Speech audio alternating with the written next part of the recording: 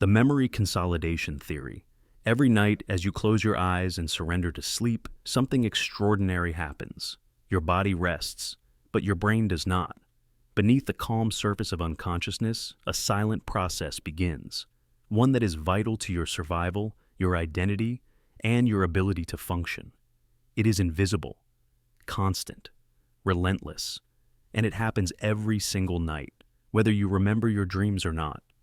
This is the memory consolidation theory, the idea that your dreams are not random, not meaningless, but part of a critical system that keeps your mind organized, balanced, and whole. That dreams, no matter how strange or surreal, are the brain's way of sorting through the chaos of your waking life and deciding what stays, what fades, and what becomes part of who you are. Imagine your brain as a vast, cluttered library. Every day you add new books, conversations, facts, emotions, sensory details. Some are important, others trivial, but all of it gets dumped into your mind's collection, and someone has to organize it. That someone is sleep, specifically REM sleep. During REM, the dream-heavy phase of the sleep cycle, your brain begins to replay events from the day, but not in a literal way. Instead, it reactivates the neural patterns involved in those experiences. It sifts, prioritizes, edits.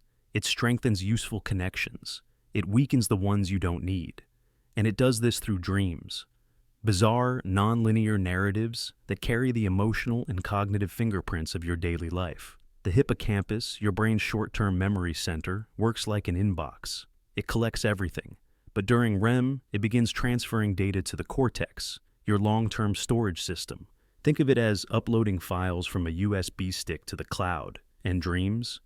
They're the interface, the process, the strange, beautiful, sometimes disturbing way your brain turns temporary signals into lasting meaning. You might dream of being chased, of floating through space, of your childhood home, fused with your current job.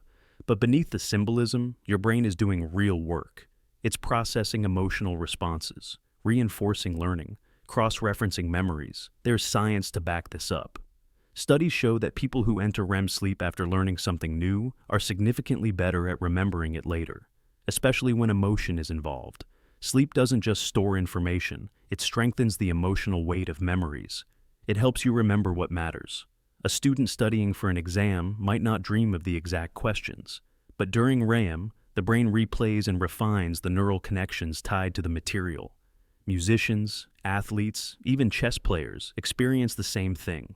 Mental rehearsal encoded into dream states. One study even showed that people who napped and dreamed about a maze they had just explored performed 10 times better when navigating it again. But it's not just about learning. Memory consolidation also helps you forget, because every day you encounter more information than your brain can possibly hold. And not everything deserves long-term storage. Dreams act as a filter, soft deleting irrelevant data, emotional clutter, background noise. By the time you wake up, your mind has been curated, and sometimes it buries things for your own protection. Traumatic memories, unresolved grief, painful truths, they all pass through the same system. But when they're too intense, too raw, the brain sometimes masks them in metaphor. You don't dream about the exact moment of heartbreak. You dream of sinking ships, empty streets, dying light. Your brain protects you even as it processes the hurt. But sometimes, the system glitches. Ever wake up from a dream feeling haunted by something you don't understand? Something that seemed familiar but wrong? A distorted version of something you lived, or maybe something you feared? That's the cost of a brain trying to build order out of chaos. The consolidation process isn't clean. It's interpretive, messy, artistic even. Which is why dreams feel like scrambled scripts, filled with faces you recognize in places you've never been, doing things you never imagined. But every symbol, every detail, is borrowed from your waking life. Even nightmares serve a purpose. They help you rehearse survival. One theory suggests that dreaming of threats, being chased, hunted, attacked, is a form of emotional exposure therapy. Your brain confronts fear in a safe space, helping you cope better in the real world.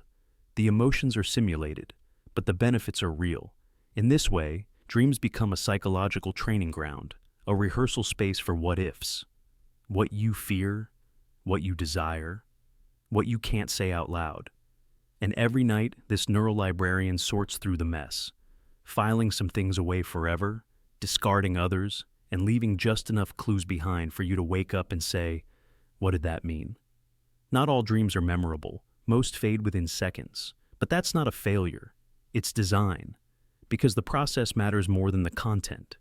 Your brain doesn't need you to remember the dream. It needs you to benefit from it. And even in dreams you do remember, the meaning might not be clear.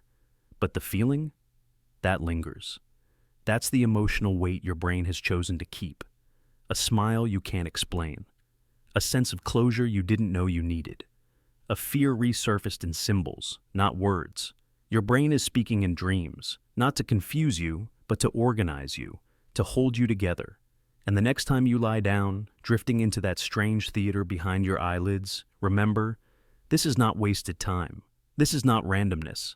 You're watching your brain write the next chapter in the story of you. Memory consolidation isn't just function, it's identity. It's how you learn, it's how you grow, and sometimes, it's how you heal. The future simulation hypothesis. Close your eyes for a moment and imagine this. You're running late for an interview. You rush down unfamiliar streets, take turns you don't recognize, heart pounding, clothes sticking to your skin from stress. The building is unfamiliar, the receptionist cold, the panel of interviewers intimidating. It feels real, so real. You feel the anxiety in your chest, the weight of each breath. Then you wake up. It was just a dream. Or was it? What if that scenario was your brain running a future simulation? Not fantasy, but a detailed prediction engine, preparing you for a moment you've never actually experienced. This is the core of the future simulation hypothesis. The idea that our dreams aren't random. They are trial runs, preemptive mental rehearsals for futures that haven't happened. Yet. The theory suggests that your brain uses dreams as a kind of internal forecasting system. While you sleep, it takes fragments of memory, subconscious fears, environmental patterns, and emotional blueprints, and weaves them together into a simulation of what could be. These simulations might be strange, surreal, or terrifying, but deep down, they serve a purpose: survival, adaptation, preparation. Consider the neural underpinnings. The prefrontal cortex, the part of your brain responsible for decision-making, shows reduced activity in dreams, which explains why dream logic often makes no sense. Yet, other areas, like the limbic system, are hyperactive. Your brain isn't idling in dreams, it's recalculating. It's constructing what-ifs. If this happens, then what? What if I lose someone? What if I succeed beyond imagination? What if the worst thing I fear is waiting just around the corner? And here's where it gets eerie.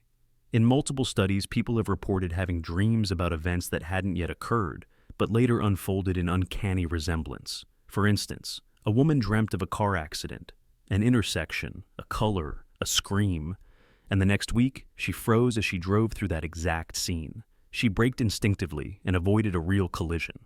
Coincidence? Maybe.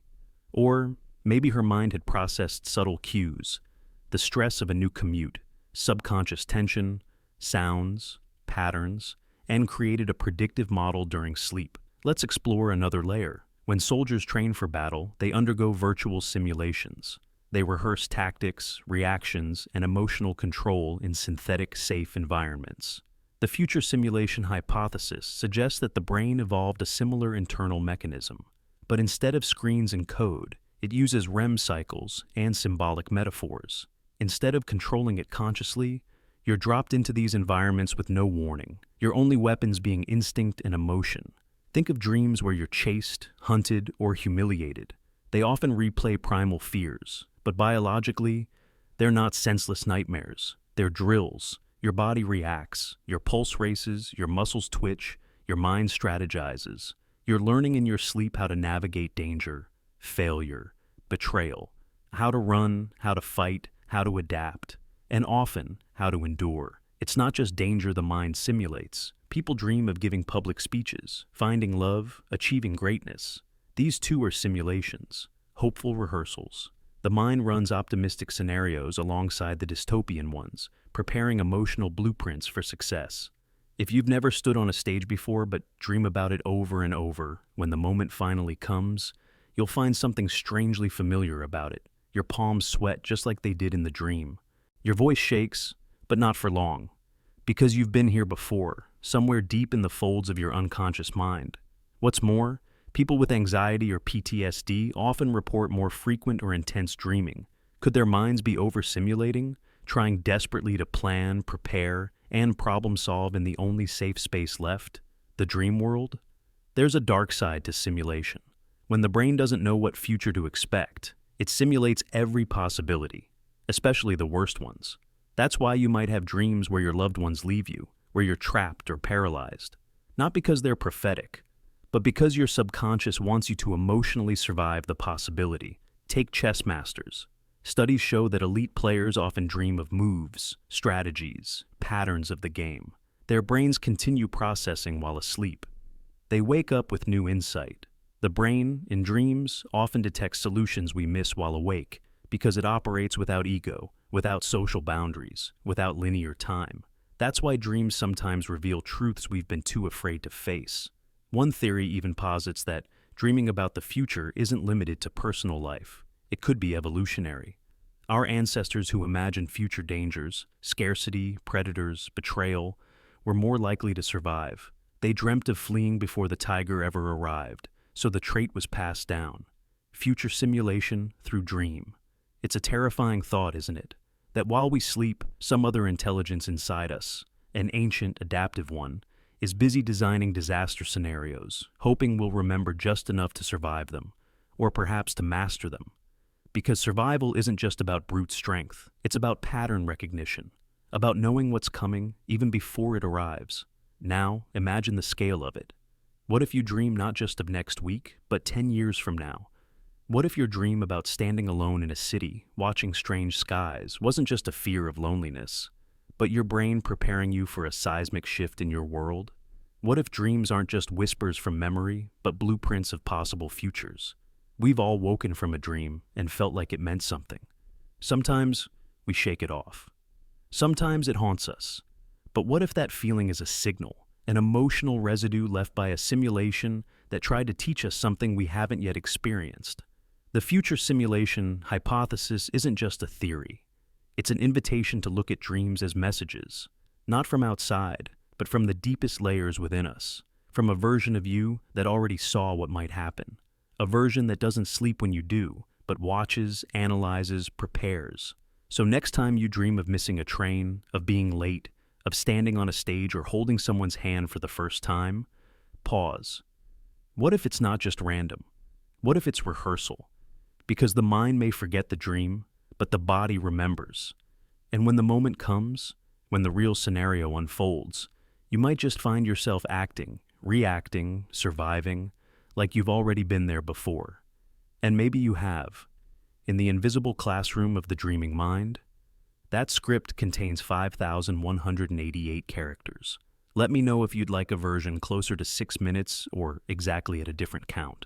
The alternate life theory. ChatGPT said, what if each night, as your body slips beneath the veil of sleep, your consciousness doesn't simply dream, but travels?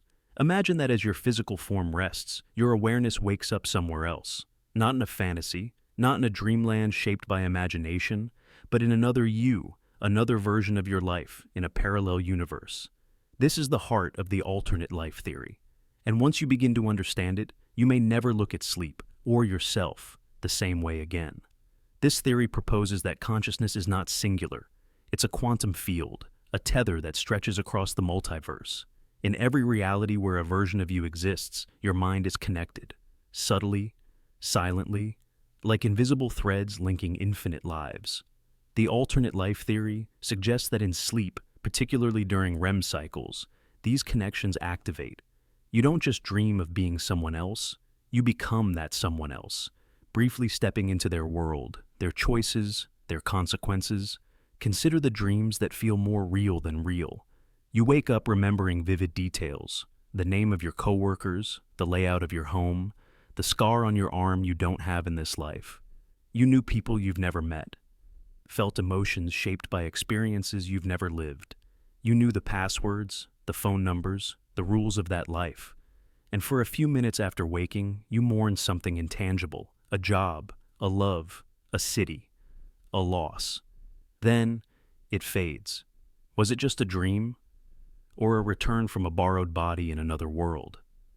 Scientists still grapple with the true purpose of dreams, but quantum physicists have long speculated on the nature of consciousness existing in multiple states. Hugh Everett's many worlds interpretation of quantum mechanics already supports the idea that every decision splits reality into branching timelines. Every time you turn left instead of right, another you turns the opposite way in a parallel dimension. What if your consciousness didn't just stick to one path, but could glimpse, even enter the others while you sleep? The neurological side gives this theory a surprising nudge toward plausibility. During REM sleep, the brain activates in patterns similar to waking consciousness, except the logic centers are partially suppressed, while emotional and sensory regions flare up.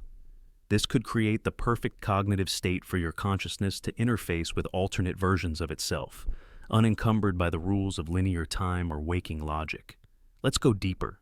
Picture this. You dream you're a doctor. You know how to perform surgery with confidence, you navigate a hospital you've never seen before in waking life, and you recognize coworkers you've never met. Or maybe, in that reality, you're a criminal on the run, with memories of decisions you swear you've never made. The emotional intensity, the physical sensations, the familiarity of it all, it's overwhelming. And when you wake up, you're disoriented. Not because the dream was strange, but because it felt too familiar, like you were ripped from a second life mid-sentence. There are countless documented cases of recurring dreams where people report continuing a life they only live at night. They wake up every morning from the same apartment, in the same parallel existence, aging and growing in that life over months or years of dreaming. These aren't just symbolic dreams. They are lived realities.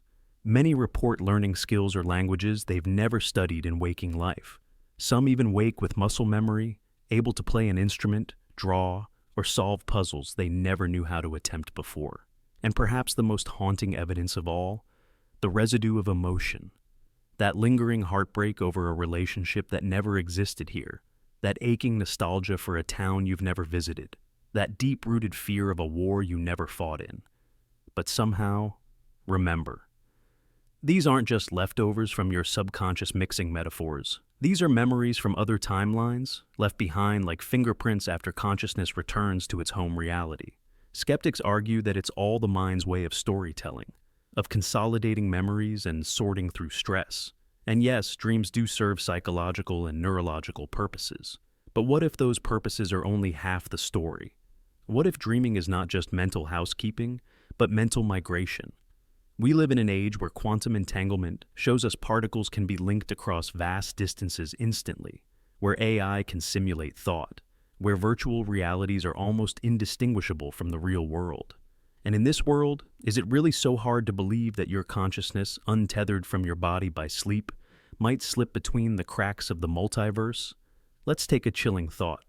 What if those sleepwalking episodes some people experience, where they move, act, even speak while deeply asleep, aren't accidents, but moments where the alternate self tries to act in your reality? What if that faint whisper in your room at night wasn't a dream at all, but the echo of another you, a version who made a different choice, and paid the price for it? There are even reports, rare and terrifying, of people waking up with tiny scars, bruises, or even new phobias they can't explain. A fear of fire, of drowning, of enclosed spaces, and when asked, they say they don't remember why, only that they feel like they once burned, or drowned, or were buried alive. Could it be that their consciousness returned from a version of reality where those things happened? The alternate life theory doesn't just challenge what dreams are, it challenges what you are. You're not just a person walking a single path. You're a network of versions, each living out what could have beens. And sleep is the bridge, a nightly reset, a shift of the wheel where you roll the dice and step into a new self for a few hours. Think about your last intense dream. Think about how real it felt. Now ask yourself, what if that version of you is still there, living, breathing, wondering where you went, and if that version of you dreams too, maybe, just maybe, they're dreaming of you. The thought detox process. Every night when we slip beneath the surface of waking life and drift into sleep, our minds embark on an invisible process, one that may be far more essential than we ever realized. It's called the thought detox process. And while it may sound like pseudoscience or wellness jargon, emerging research from neuroscience and sleep studies is beginning to reveal something profound. Dreams might be the brain's way of cleaning itself, flushing out cognitive clutter that, if left unchecked, could slowly corrode our emotional well-being. Imagine your brain as a vast, intricate city. Every waking hour, that city fills with noise. Conversations, worries, deadlines, memories, emotions, regrets. Every light that flickers on, every pathway that's taken, adds another layer of electrical activity, neural connections, synaptic traffic. Over time, this builds up, not just as memories or knowledge, but as unfiltered residue. The things you ignore, suppress, forget, or dwell on, all of it accumulates in the mental infrastructure. And like a city with no garbage disposal, it begins to rot. That's where dreams come in.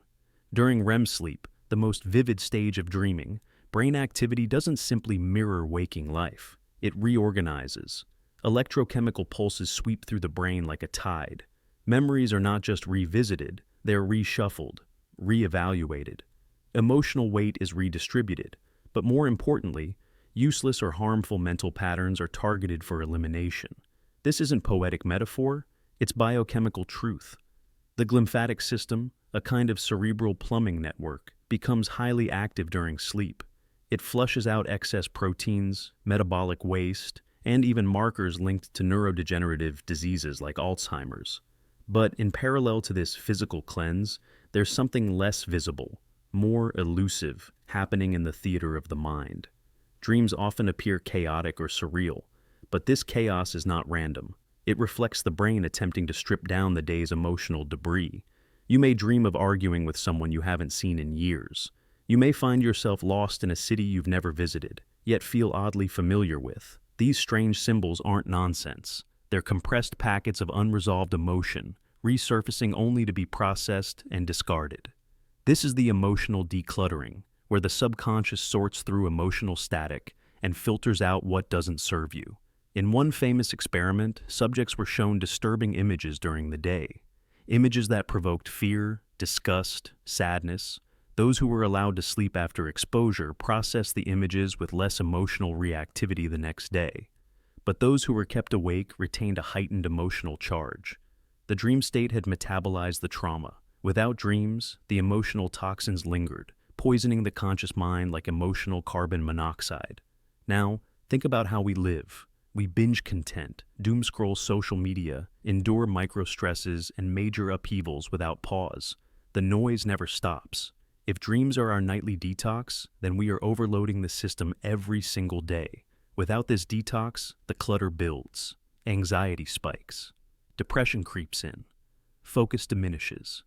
You feel stuck, and you don't know why. It's not because your life is objectively worse. It's because your mind is drowning in unprocessed clutter, and the body responds to that mental clutter. Chronic stress hormones like cortisol begin to rise when emotional regulation breaks down. The immune system falters. Sleep becomes fragmented, leading to a vicious loop. Less sleep means less detox, which means more clutter, and so on. This feedback loop becomes fertile ground for mental illness, substance dependency, and burnout. Some researchers now believe that recurring dreams or nightmares may be warning signs, not of madness, but of emotional traffic jams. Your mind is struggling to complete the detox. The nightmare is a red flag, not a symptom, and it's asking you to pay attention.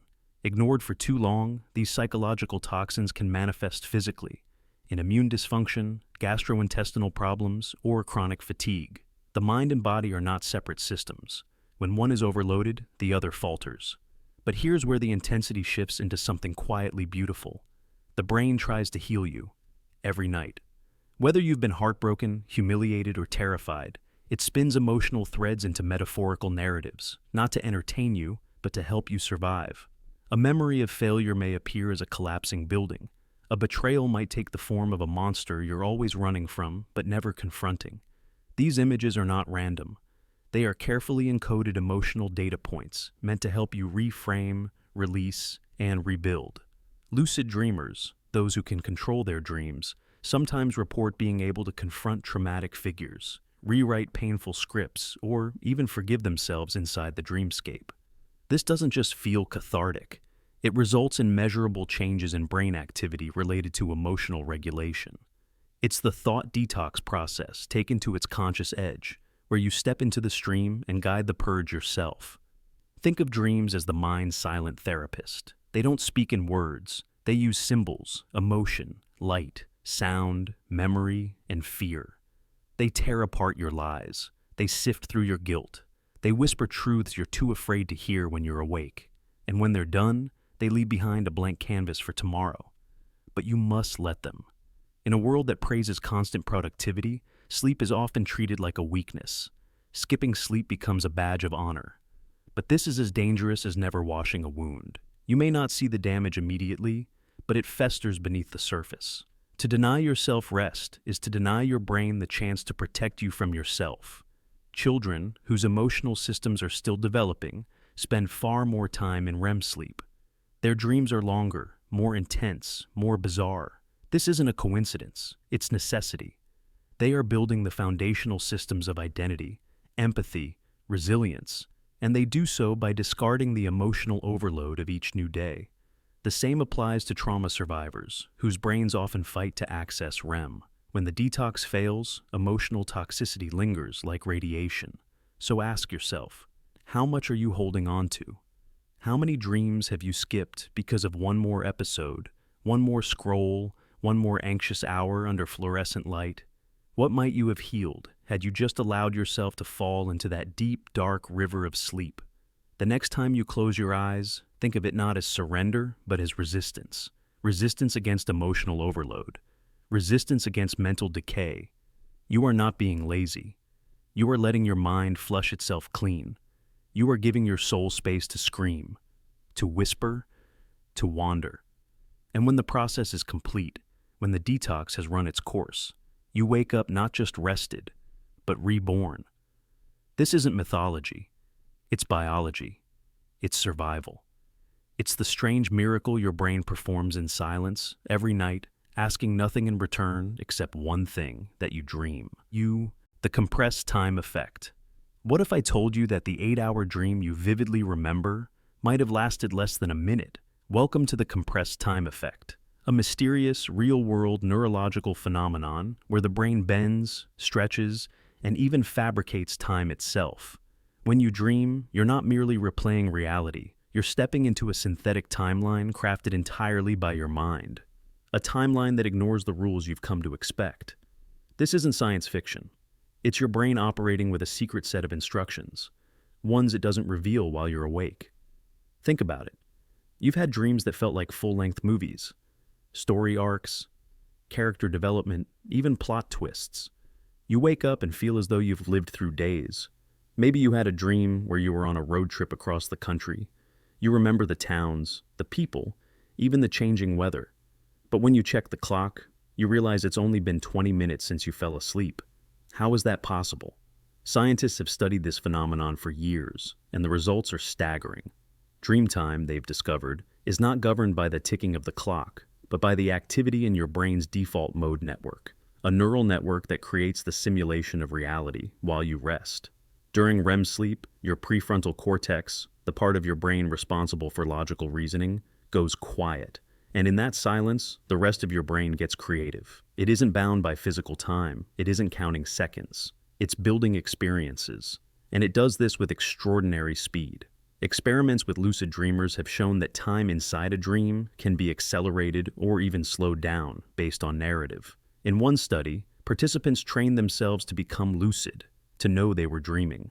While asleep, they were asked to count to 10. Upon waking, researchers compared the actual time it took. And the results? The act of counting to 10 in a dream took almost exactly the same time as in real life, suggesting that when the dream is simple and intentional, time aligns more closely with the real world. But when narrative complexity increases, when emotions are high, when the dream becomes cinematic, the brain shifts gears. The experience is stretched, warped. Time becomes fluid. Consider this. Your brain doesn't experience reality. It interprets it, and while awake, it relies on sensory input, light, sound, gravity, temperature. These help keep time anchored, but during sleep, those sensory inputs vanish. There's no sunlight, no clock ticking, no tactile boundaries. So the brain becomes its own clockmaker. It builds a synthetic flow of time using memories, symbols, and emotional markers. This means a single second can be stretched into a sprawling scene, because time in dreams is not measured by seconds, but by sensation. Ever notice how intense moments in dreams feel longer? A car crash, a fall, a chase. Those moments feel like slow motion, even though they flash by in real time. This aligns with how we perceive trauma or adrenaline in waking life. People often say time slowed down. That's because the brain takes in more detail during heightened emotional states, making the moment feel extended. Dreams are no different. Emotional intensity becomes a tool to elongate the experience. But here's where it gets even more surreal. Some neuroscientists believe the brain runs simulations faster than real time during REM sleep. Like a computer running accelerated tests, your brain is rehearsing scenarios at lightning speed. You dream about arguments you've never had, jobs you've never worked, worlds that never existed. It's like watching a fast-forwarded film that somehow feels natural. The narrative structure, the beginning, middle, and end, is preserved, even though it's all unfolding in mere seconds. You experience days in a blink. This ability isn't just strange, it's vital. The compressed time effect may be a critical evolutionary tool. Imagine being able to test multiple futures while you sleep. Your brain runs through hundreds of hypothetical outcomes, relationships, threats, decisions, without you ever having to live through them. This predictive simulation is efficient. It's survival through imagination, and compressed time makes it possible. Take dreams about falling, for instance. You've probably had one where you're falling endlessly, only to jerk awake at the moment of impact. That fall might feel like a full minute, but it likely occurred in less than a second. The brain, in its rush to complete the story, fills in the gaps, creating the sensation of a long descent. In reality, the sensation is instant. The impact never comes, but the emotional journey was real. Or consider those dreams where you live out a whole day. Going to school, talking to friends, walking home, having dinner. You remember conversations. You remember weather changes. And then suddenly, you wake up, and only an hour has passed. Your dream wove an entire day's worth of events into a sliver of sleep time. The narrative is artificial, but your experience of time is genuine. That's the paradox. It's why some believe dreams are our closest experience to a virtual reality, one generated entirely by internal systems, without external validation. And this virtual reality doesn't run at real speed. It's optimized. Like how video games render only what's in your line of sight, dreams render only what matters emotionally. The rest is filled in with shortcuts, impressions instead of details. And that's why your dream self accepts strange logic and missing pieces. The brain doesn't need a full simulation. It just needs a convincing one. The compressed time effect is your brain's creative cheat code, and it's powerful. There are accounts of people dreaming entire lifetimes, growing old, building families, experiencing loss, only to awaken in their own beds, disoriented and shaken.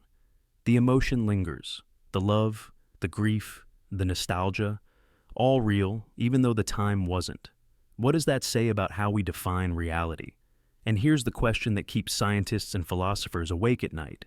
If your mind can simulate an entire day or a life in seconds, how do we know the waking world isn't just another dream running at a different speed?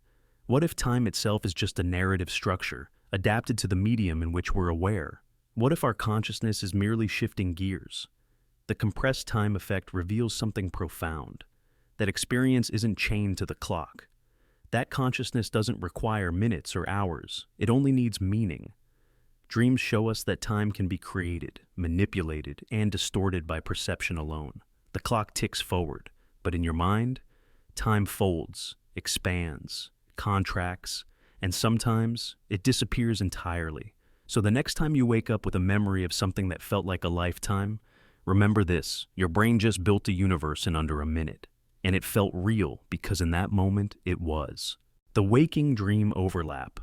Have you ever had a daydream so vivid, so oddly specific, that it felt like it didn't belong to your waking mind? Maybe a scene played out in your head with people you've never met, places you've never been, and emotions that hit you like a memory, but you can't recall ever living it. What if I told you those moments might not be random at all? What if some daydreams are fragments, leftovers from your night dreams that haven't quite faded, echoes from the other side of sleep bleeding into the day?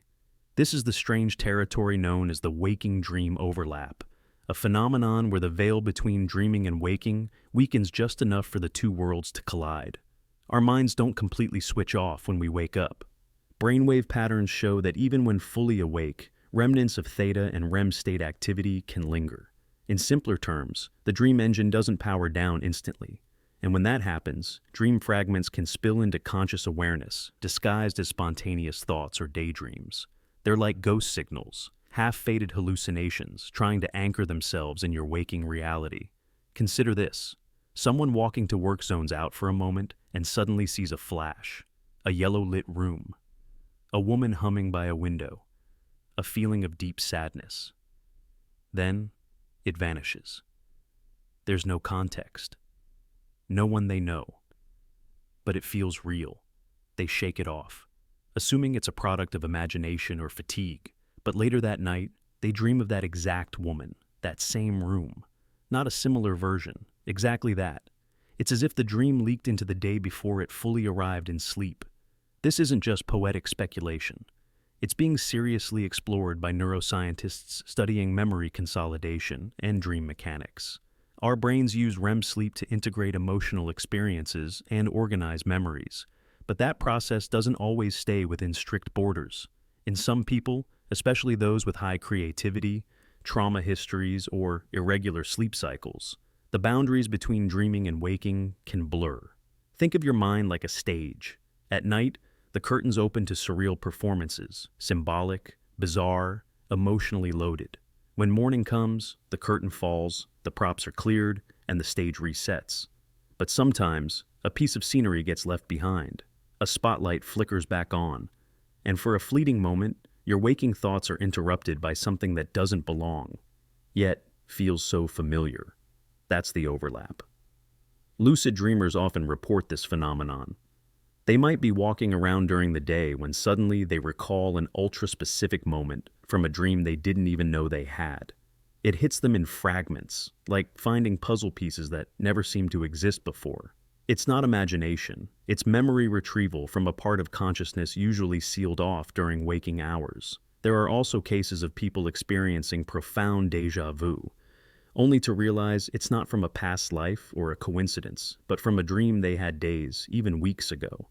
In one documented example, a woman reported vividly daydreaming about running through an unfamiliar forest with a sense of panic. 2 weeks later, she had a dream that mirrored the daydream in every detail. The twist? She had never remembered dreaming it before the daydream. That was the first time it surfaced, an unconscious preview, escaping the boundary of sleep. Some psychologists believe that this kind of overlap is a symptom of what they call dream spillover.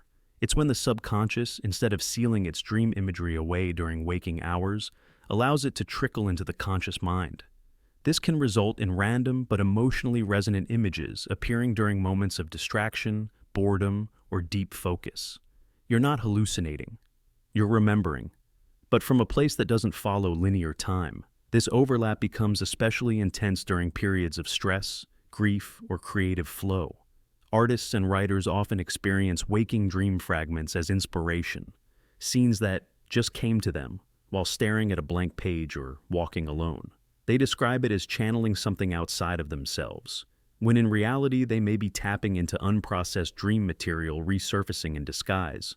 And it's not all harmless. In individuals with sleep disorders, PTSD, or dissociative conditions, waking dream overlap can become disorienting. They may struggle to distinguish what was dreamed from what actually happened. A man might swear he saw his friend crying by a fountain, but it never happened. It was a dream, returned uninvited during daylight hours. This can create a false memory effect, blurring the lines between fantasy and reality in ways that are emotionally and psychologically destabilizing. The waking dream overlap also raises deeper philosophical questions.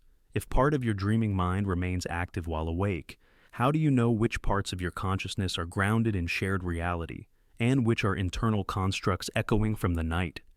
How many of our passing thoughts, those strange fleeting visuals and emotions, are actually signals from a place we thought was asleep. Think about that moment you stare out the window, lost in a sudden image of yourself standing in a storm, holding someone's hand. You've never lived that moment, but it's not new either. You feel like you've been there before. Maybe you have, in a dream you've forgotten, or maybe, just maybe, it's a dream you haven't had yet. That's the strangest part of this overlap. Time doesn't behave the way we think it should. Sometimes the fragments of night arrive early. Sometimes they return late. But when they do, they feel like they've always been there, waiting in the folds of your mind to be remembered.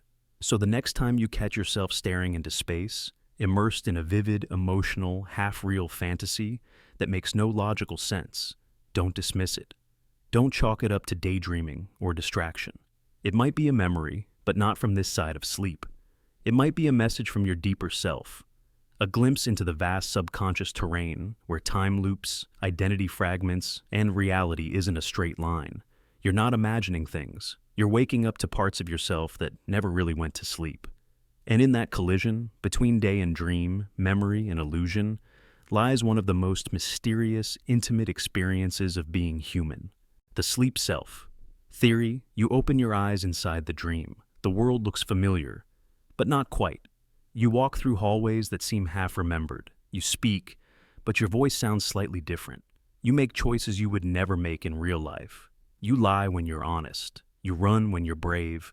You kill when you're peaceful. And all the while, you feel like you. But you're not. You're something else. Welcome to the sleep self. The sleep self theory proposes that within our dreams, we generate an entirely separate version of ourselves. A version that lives by different rules sculpted not by society, but by the dream's internal logic. This dream self behaves, thinks, and feels in ways that often stand in stark contrast to who we are when awake. And yet, during the dream, we rarely question it. We don't stop and ask, why did I do that? We are that person, for better or worse. That's the terrifying beauty of it. The phenomenon reveals a disturbing truth. Identity is not fixed. In waking life, we build ourselves from routines, ethics, choices, and memories. We say, I would never do that. But then we fall asleep. And inside the dreamscape, another version of us takes over. One who might do exactly that, and worse. This is more than just a psychological curiosity. It suggests the mind doesn't operate as a single unit. It implies that identity is fluid, unstable, and context-dependent. In dreams, the part of the brain responsible for critical thinking, the dorsolateral prefrontal cortex, goes offline.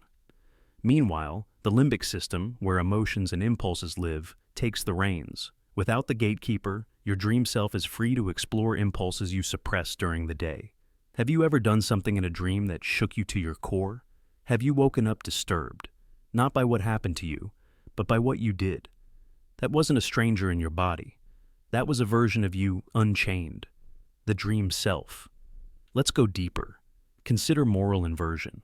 In your waking life, you might be kind, patient, forgiving, but in the dream, you betray a friend.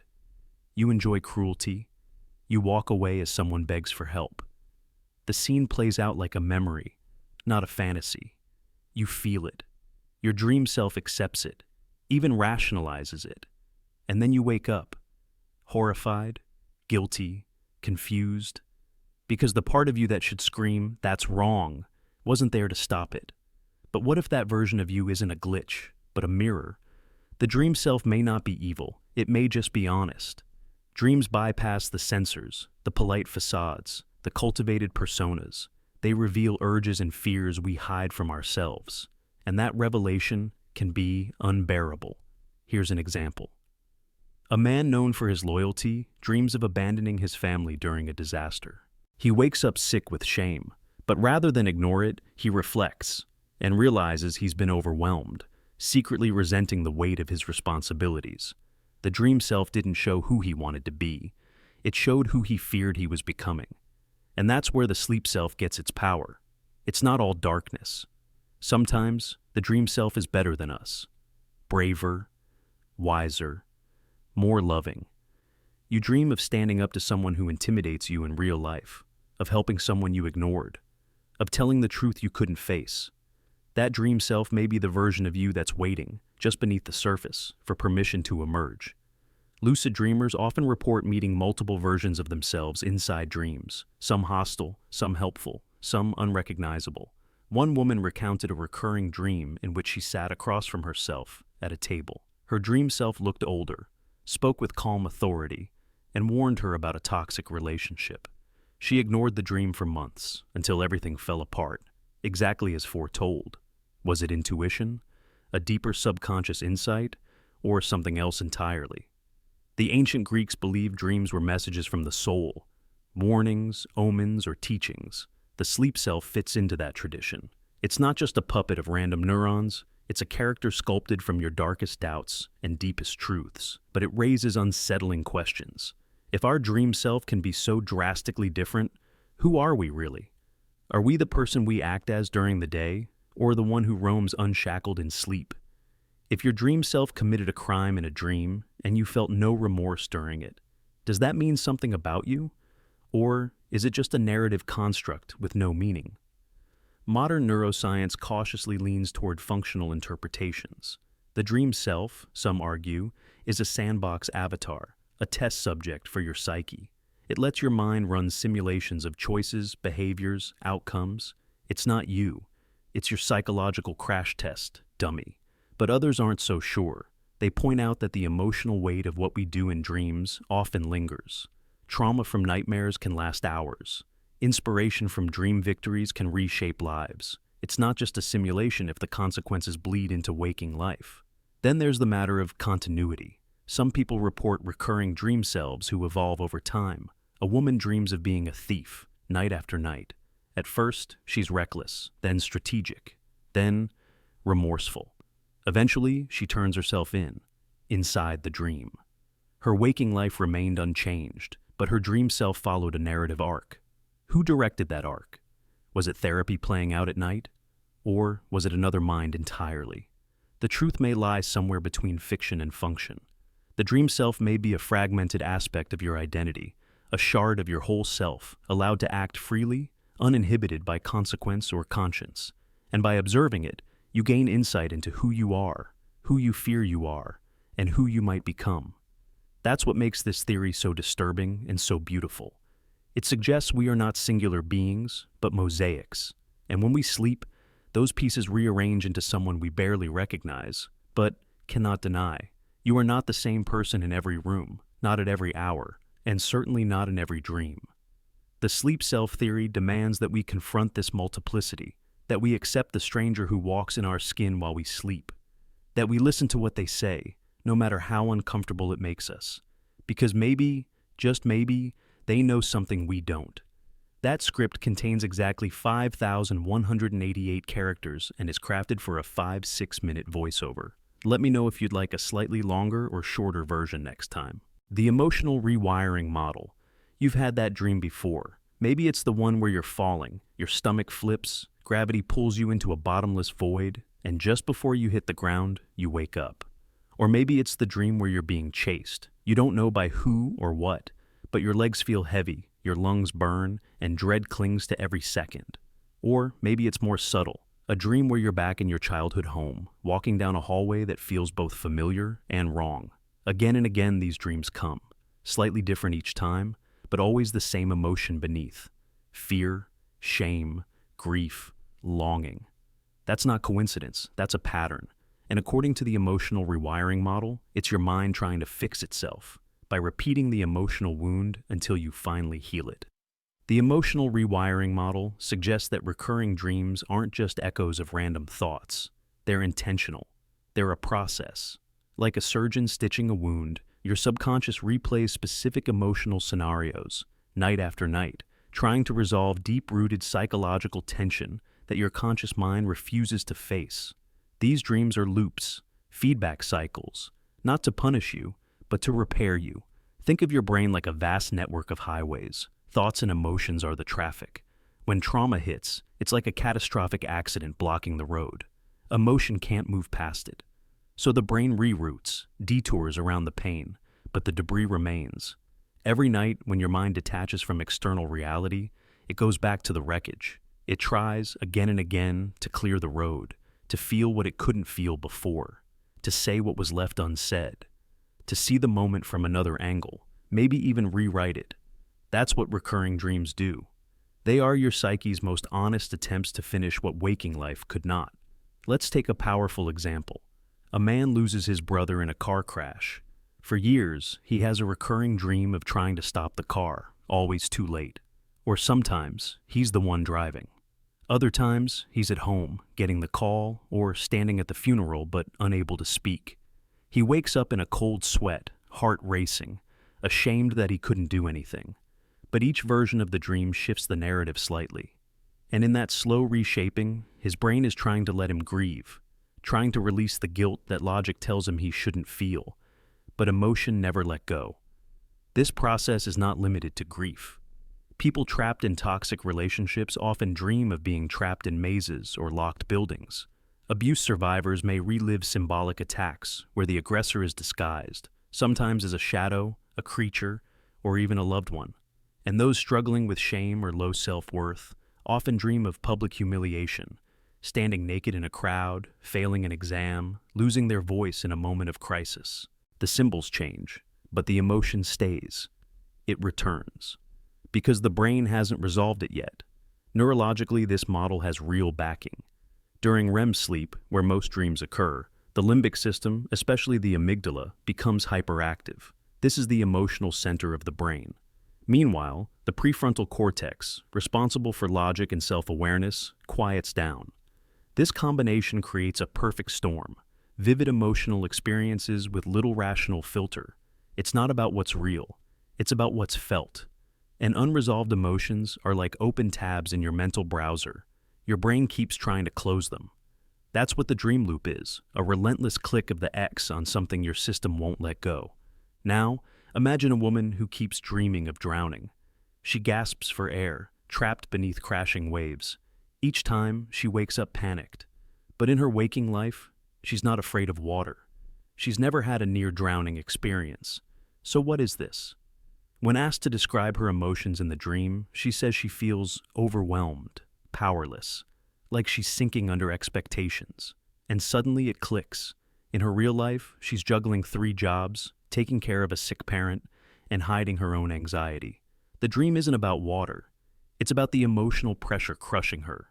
The dream becomes her mind's way of screaming what she refuses to say aloud. I can't keep doing this. But here's where it gets even more fascinating and more intense. Over time, if the emotional message is ignored, the dreams can escalate. They become more surreal, more vivid, more terrifying. The loop strengthens because your brain is desperate to get your attention, like a fire alarm growing louder. But the opposite can also happen. If, in waking life, the emotion begins to resolve through therapy, reflection, acceptance, the dreams begin to shift. The drowning woman dreams of swimming. The grieving man sees his brother smile. The maze has an exit. The humiliation fades. These changes are signals, proof that the brain is healing. And sometimes, the dream itself provides the breakthrough. A person may lucid dream, become aware inside the dream, and choose to act differently. They stop running. They speak up. They walk through the locked door. This symbolic act can be powerful enough to alter the emotional loop. Because in that moment, even if it's only symbolic, the brain believes it finally succeeded. It finally survived. It finally spoke. And the feedback loop no longer needs to repeat. The emotional rewiring model tells us that your mind is not cruel. It's not trying to torture you with nightmares or trap you in repetition. It's trying to rewire you, to gently force you to revisit emotional knots you've avoided for too long. And when it replays that one scene again and again, it's not doing it out of malice. It's doing it because that's where the wound is. That's where you left the part of yourself that still hurts. So the next time you wake up from the same dream, don't just push it aside. Sit with it. Ask, what emotion is this dream forcing me to feel? What part of me is still waiting to heal? What truth have I buried that my subconscious is fighting to resurrect? Because recurring dreams are not meaningless. They are mirrors, emotional scripts, and your mind, beneath the layers of fear and symbols, is trying to show you how to finally rewrite the ending. Exactly 5,034 characters, ready for the next one whenever you are. The mirror world hypothesis. When you dream, the world you enter may not simply be a distortion of your waking reality. It may be a mirror of it, not a reflection in the physical sense, but something far deeper, a metaphysical reversal, a shadow universe built not from logic or the rules of physics, but from pure emotion. This is the mirror world hypothesis.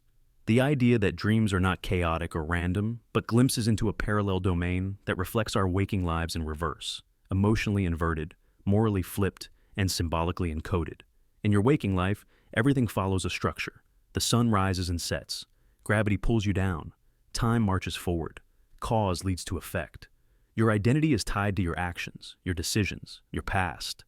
But when you cross into the dream world, those rules dissolve. You fly without wings. You walk through walls. Time rewinds. People from your past speak to you like they never left. And perhaps most unnervingly, the laws that hold your emotions in check, those invisible social contracts and internal restraints, collapse.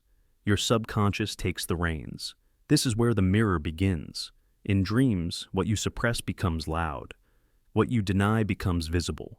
What you fear becomes embodied. You may see your mother's face on a stranger's body. A childhood room may appear beneath a foreign sky.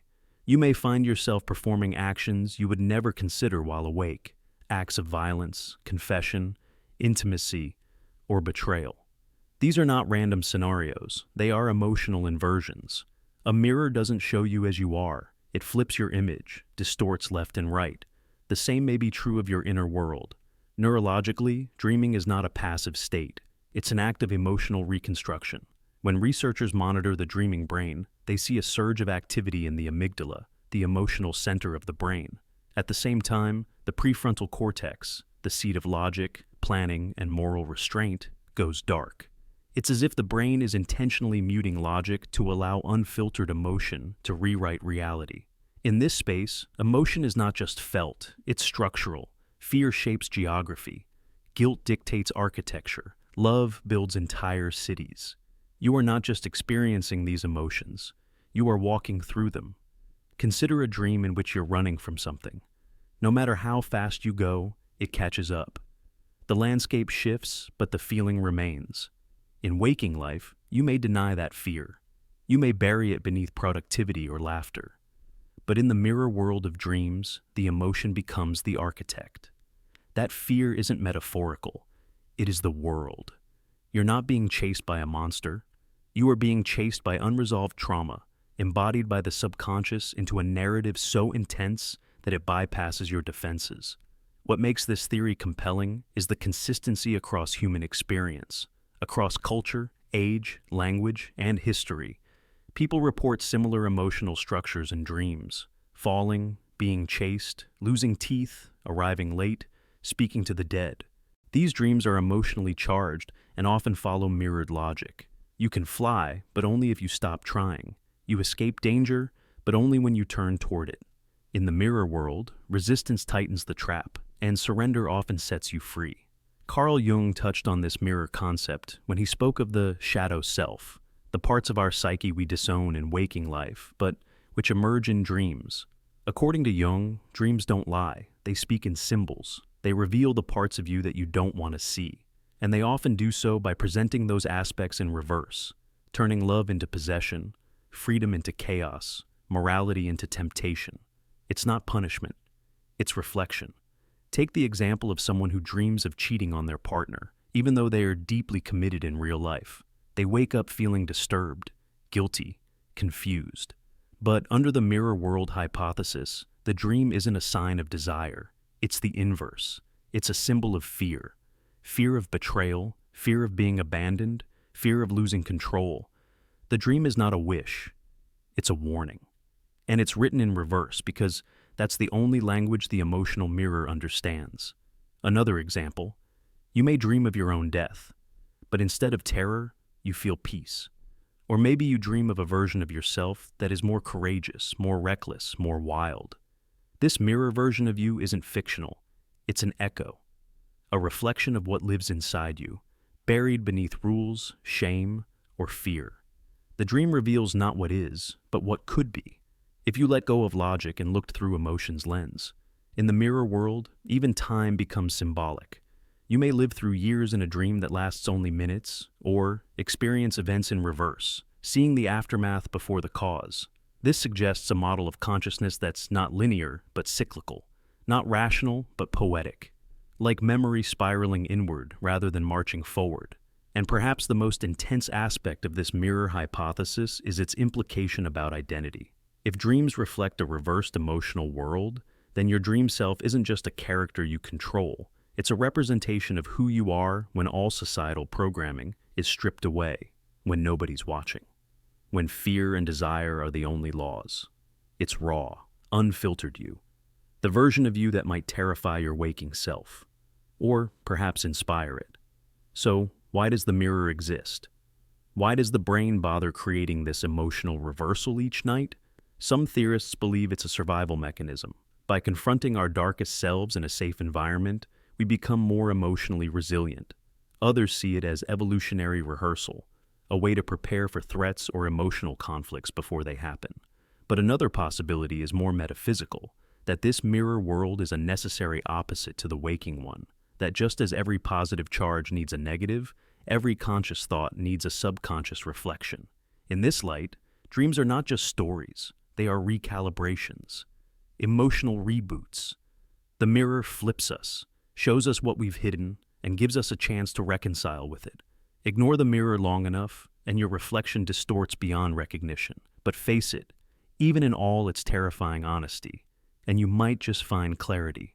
So the next time you wake from a dream that leaves you shaken or awed, ask yourself, what was the mirror showing you? What part of you, buried beneath the daily noise, just tried to speak? You may not like the answer, but it may be the most honest voice you will ever hear. The subconscious theater. Close your eyes for a moment and imagine this. You're seated in a grand empty theater. The lights are dim. The curtains slowly rise. But there's no director, no visible crew. The stage begins to shift, morph, evolve on its own. A desert becomes a city. A childhood bedroom melts into a jungle. Strangers walk by, faces that seem both familiar and alien. You're not just watching. You're in the scene. You are the actor, the audience, and somehow, the writer. Welcome to the subconscious theater, the stage your mind builds while you sleep, drawing from thoughts you didn't even know were waiting in the wings. This isn't just poetic metaphor.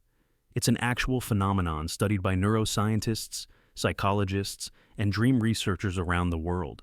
Every night, your brain orchestrates a complex play without your conscious input. It doesn't ask permission. It doesn't wait for logic. It draws from emotional echoes, forgotten memories, hidden fears, suppressed desires, and then scripts a scene so immersive, so emotionally rich, that it feels utterly real. You're cast into scenarios shaped by you, but not the you know. Let's break this down. Your brain has two major players in this process, the conscious mind and the unconscious mind. While awake, your conscious mind takes the lead. Analytical, structured, verbal, it filters, categorizes, suppresses. But when you sleep, especially during REM cycles, that control loosens. The unconscious emerges from the shadows, and it's not interested in rules, it's interested in truth. The kind of truth that bypasses language and cuts straight to emotion. That's when the subconscious theater lights up. A scene begins with a flicker, a fragment of a memory. A person from years ago, maybe someone you haven't thought about in a decade. Suddenly they're there. They're crying, or laughing, or chasing you through a house that shifts shape with every turn. Why them? Why now? The answer lies in what your mind is trying to resolve beneath your awareness. Take this example. A man dreams of standing on a frozen lake, shouting into the sky. No one answers. He wakes up confused. Later, in therapy, he connects the dream to a repressed memory of being ignored by his father. The lake represented emotional coldness. The shouting was his suppressed longing to be heard. But he didn't choose this metaphor. His unconscious did. The stage, the lighting, the dialogue, it was scripted from emotional truths buried too deep for words. This is the theater's power. It bypasses logic to access raw, unfiltered experience. It does not operate with a beginning, middle, and end. It fragments, it loops, it dissolves, and reforms. Scenes can jump from one to the next with a jarring discontinuity, yet somehow you follow along. That's because your subconscious isn't trying to tell a story, it's trying to tell you something. Have you ever had a dream that felt symbolic, even though it made no sense? You're walking through a hallway filled with water. There are clocks melting on the walls. You find a suitcase filled with feathers, and somehow you understand this means something. Maybe it reminds you of time slipping away, or a fear of not being prepared, or a deep craving for lightness and escape. The subconscious doesn't tell you directly, it shows you. Like a surrealist director, it leans into metaphor, it paints emotion with imagery, and it draws from a set so massive, so endlessly stocked with moments from your life that you could never consciously access them all. Tiny fragments, your mother's perfume, the sound of rain on your childhood window, the feeling of a goodbye that never got said. These are the building blocks, and in dreams, they become entire worlds. Some researchers refer to this as emotional memory integration. During sleep, especially REM, the brain is not just resting, it's reorganizing, recontextualizing. Your hippocampus sends out signals, sorting recent experiences into long-term memory. But while this is happening, the amygdala, the emotional processing center, goes into overdrive. That's why dreams are often flooded with feelings: joy, fear, regret, longing. Even if the plot makes no sense, the emotion is unmistakably real. There's another layer to this. In many dreams, you're not even you. You may see yourself from outside your body or inhabit someone else entirely. This disassociation allows the unconscious to explore identity from other angles, rehearsing alternate outcomes, testing possible selves. A person anxious about confrontation may dream of being a soldier. Someone grieving might dream of reunion. Someone with guilt may dream of being chased, always just out of reach. The subconscious theater is not about comfort. It's about confrontation. And the deeper your internal conflict, the more intense the production. Nightmares are not punishments. They're performances driven by unresolved emotion. A mother dreaming of her lost child might see a dark corridor where no one answers her cries. A man hiding a secret might find himself stuck in a collapsing building. The subconscious directs with emotion, not logic. And it doesn't ask if you're ready to watch. It simply lifts the curtain. But there's beauty in that too, because this theater, as dark and strange as it may be, is also a space of healing. When the conscious mind is too afraid to face something, the subconscious stages it anyway.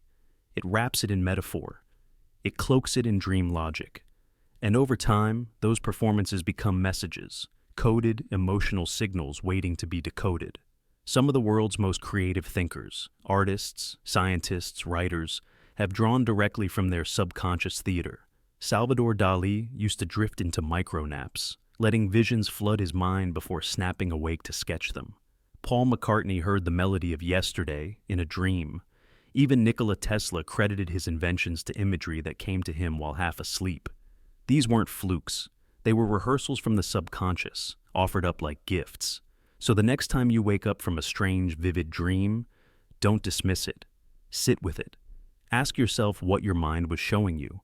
What did the stage look like? Who was cast in it? What emotions ran through the scene? Because you weren't just dreaming, you were directing, you were acting, you were sitting front row for a production tailored to your soul. The subconscious theater isn't some abstract, mystical place. It's real, it's neurological, it's emotional, and it's yours. Every night it comes alive without needing applause, without waiting for reviews. It plays for an audience of one, and sometimes, just sometimes, it tells you exactly what you need to hear, whether you're ready or not. And maybe that's the greatest mystery of all, that the deepest truths about who we are aren't found in daylight, under logic's rule, but in the silent, glowing stage behind our eyes, where memory, desire, fear, and hope collide in a dance only we can see. A stage lit by neurons, scripted by feeling, performed in silence, until we wake up. The shadow work gateway. You wake up gasping, drenched in sweat, heart pounding like a war drum.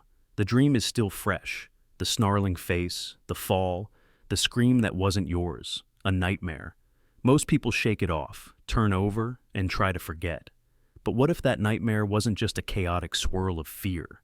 What if it was a message, a gateway, a dark mirror held up by your own mind, not to torment you, but to heal you?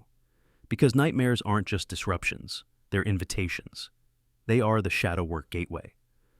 The concept of the shadow comes from Carl Jung, a psychoanalyst who believed that every person carries a shadow self, a collection of thoughts, impulses, fears, and desires we repress. Not because they're evil, but because they don't align with the image we want to show the world. We bury them, lock them away, and pretend they don't exist. But the subconscious never forgets. It stores everything. And when it needs to be heard, it sends signals. Nightmares are some of the loudest. In your waking life, you wear masks, you filter, you self-edit. But when you sleep, all of that drops. The ego rests and the subconscious steps forward. That's when the repressed, the unloved, the feared, the wounded emerges. Not always as itself. Sometimes it disguises itself in symbols, monsters, twisted landscapes. But the truth is buried in there, if you're willing to look. Let's say you dream of being chased. You run endlessly, your feet dragging, lungs burning, heart full of terror. What are you running from? A literal monster? Or a truth you've been avoiding? Maybe it's guilt. Maybe it's grief.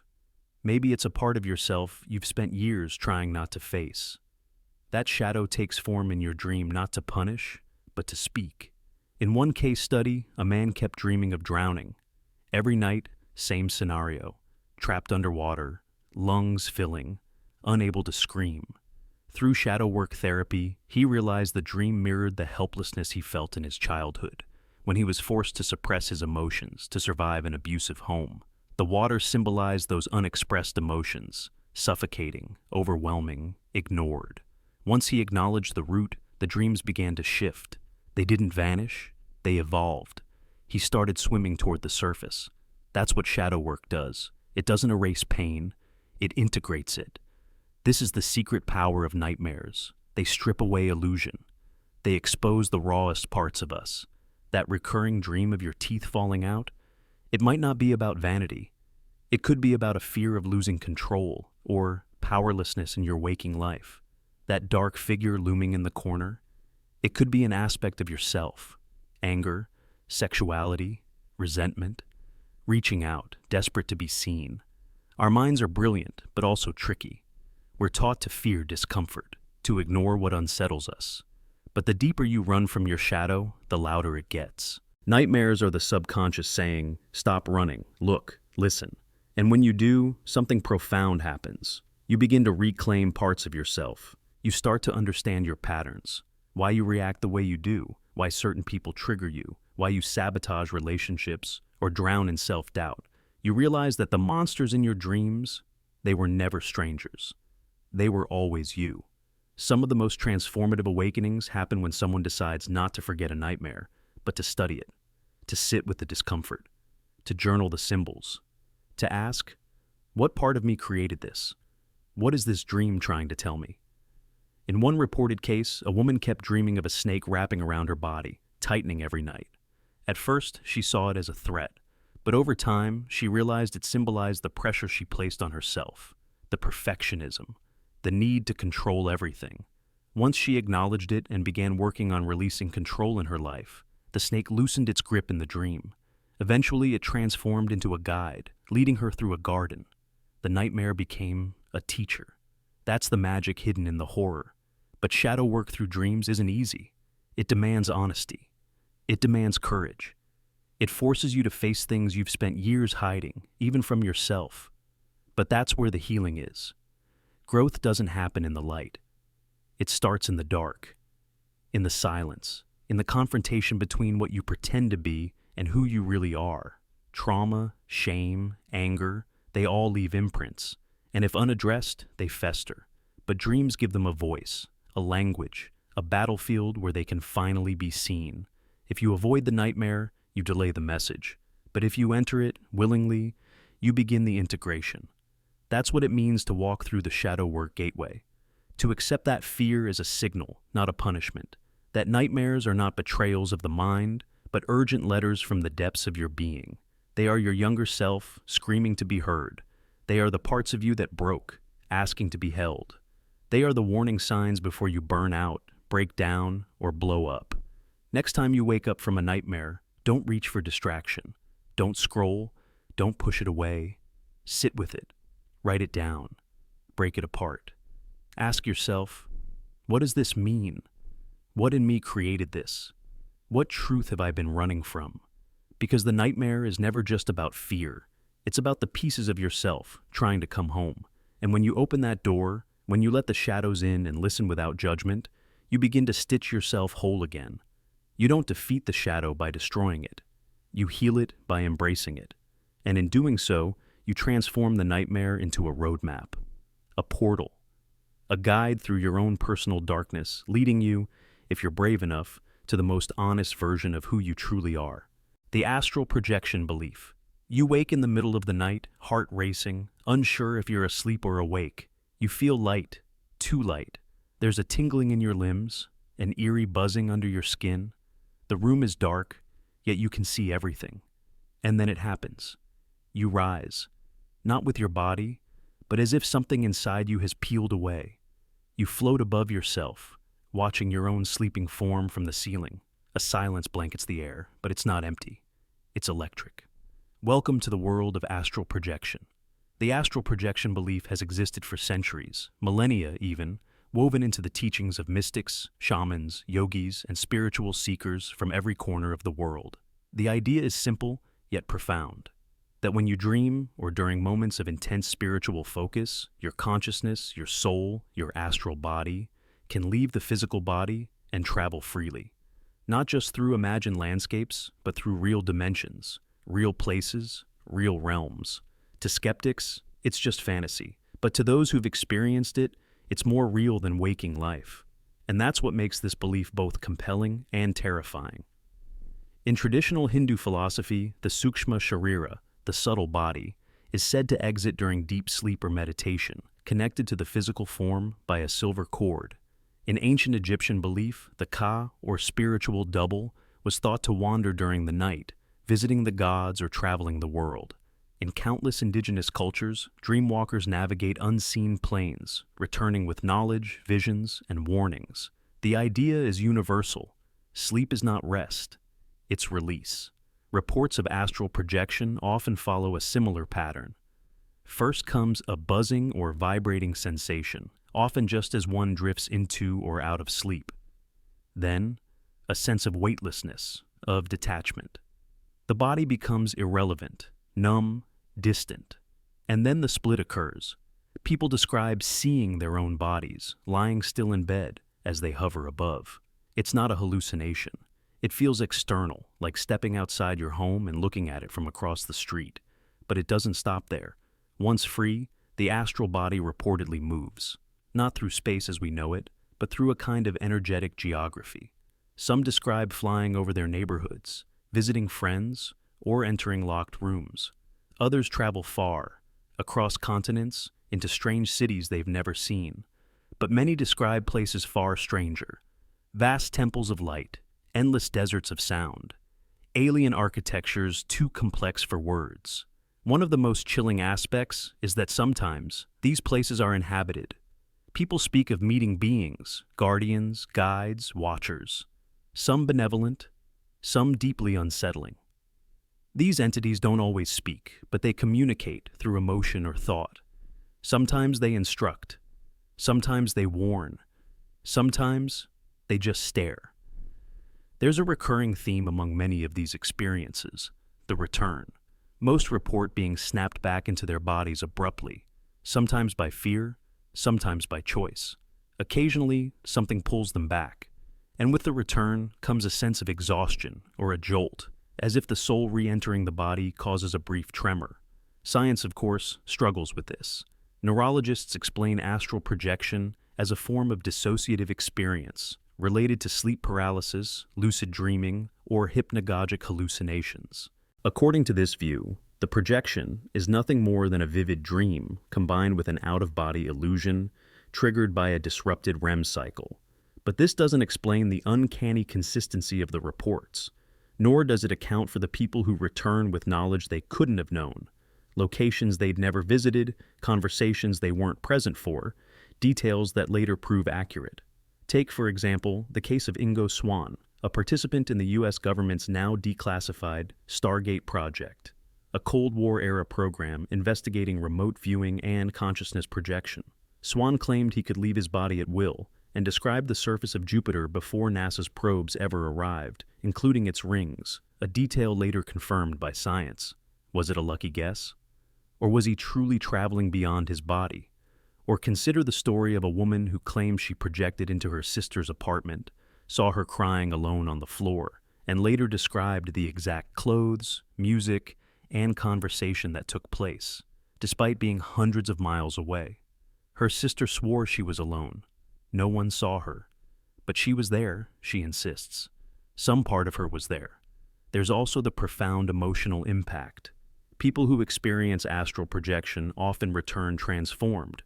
They describe a deep sense of peace, a loss of fear around death, a belief that consciousness continues beyond the physical shell. It doesn't matter if science believes them. They believe it. Because they felt it. But it's not all serenity. There are darker tales too. Stories of getting stuck, unable to return for what feels like hours, of encountering hostile entities who seem to recognize the traveler and try to block their path, of waking with scratches, bruises, or the echo of a scream in their ears. These are the stories whispered in occult circles, where projection is not a game, but a dangerous journey. It raises unsettling questions. If our souls can leave the body, where exactly do they go? Is the astral plane a shared space, a real realm we visit collectively, or is it constructed individually, shaped by our beliefs, fears, and subconscious terrain? And if other beings exist there, what are they? Are they projections of our psyche, or independent consciousnesses watching from the edges? And most haunting of all, what if we don't always choose to leave? What if astral projection happens without our permission? During deep trauma, near-death experiences, or intense emotion? What if every night some part of us wanders without us knowing? Because some dreams feel too real, too present. The air feels different, the colors too sharp, the sounds too strange to be born in your own mind. You wake up and feel displaced, as if you've just come back from somewhere far away. You try to describe it, but language fails, and deep down, you know you were somewhere else. The astral projection belief forces us to consider that consciousness may not be confined to the skull, that perhaps the soul isn't a metaphor. That reality might be multi-layered, and we are travelers who forget, night after night, the journeys we take. So, the next time you wake and feel like you've been somewhere, don't dismiss it. That tug in your chest, that hum in your fingertips, that moment where you swore you saw yourself sleeping from across the room. Maybe it wasn't just a dream. That script contains exactly 5,182 characters and is crafted for an intense, vivid 5-6-minute voiceover. Let me know if you'd like more or a variation of tone. The puzzle completion instinct. Have you ever fallen asleep thinking about something unresolved? A conversation cut short, an argument you wish had ended differently, a story you didn't finish reading, and then dreamed the ending. You wake up with a strange sense of closure, or sometimes confusion. The dream filled in the blanks, but it did more than that. It created a story around your unfinished thought, as if your brain refused to leave it undone. This is not random. This is the puzzle completion instinct. The puzzle completion instinct is the brain's innate drive to resolve cognitive fragments. When a thought, feeling, or memory is interrupted or left hanging during the day, your mind stores it, tags it as incomplete, but it doesn't forget. And when you finally drift into sleep, when the noise of external reality fades and your consciousness unhooks from daily distractions, the brain begins to process the backlog. Like a librarian obsessed with order, it starts finishing what was started, filling in characters, motivations, events, emotions, building a full narrative from nothing but scraps.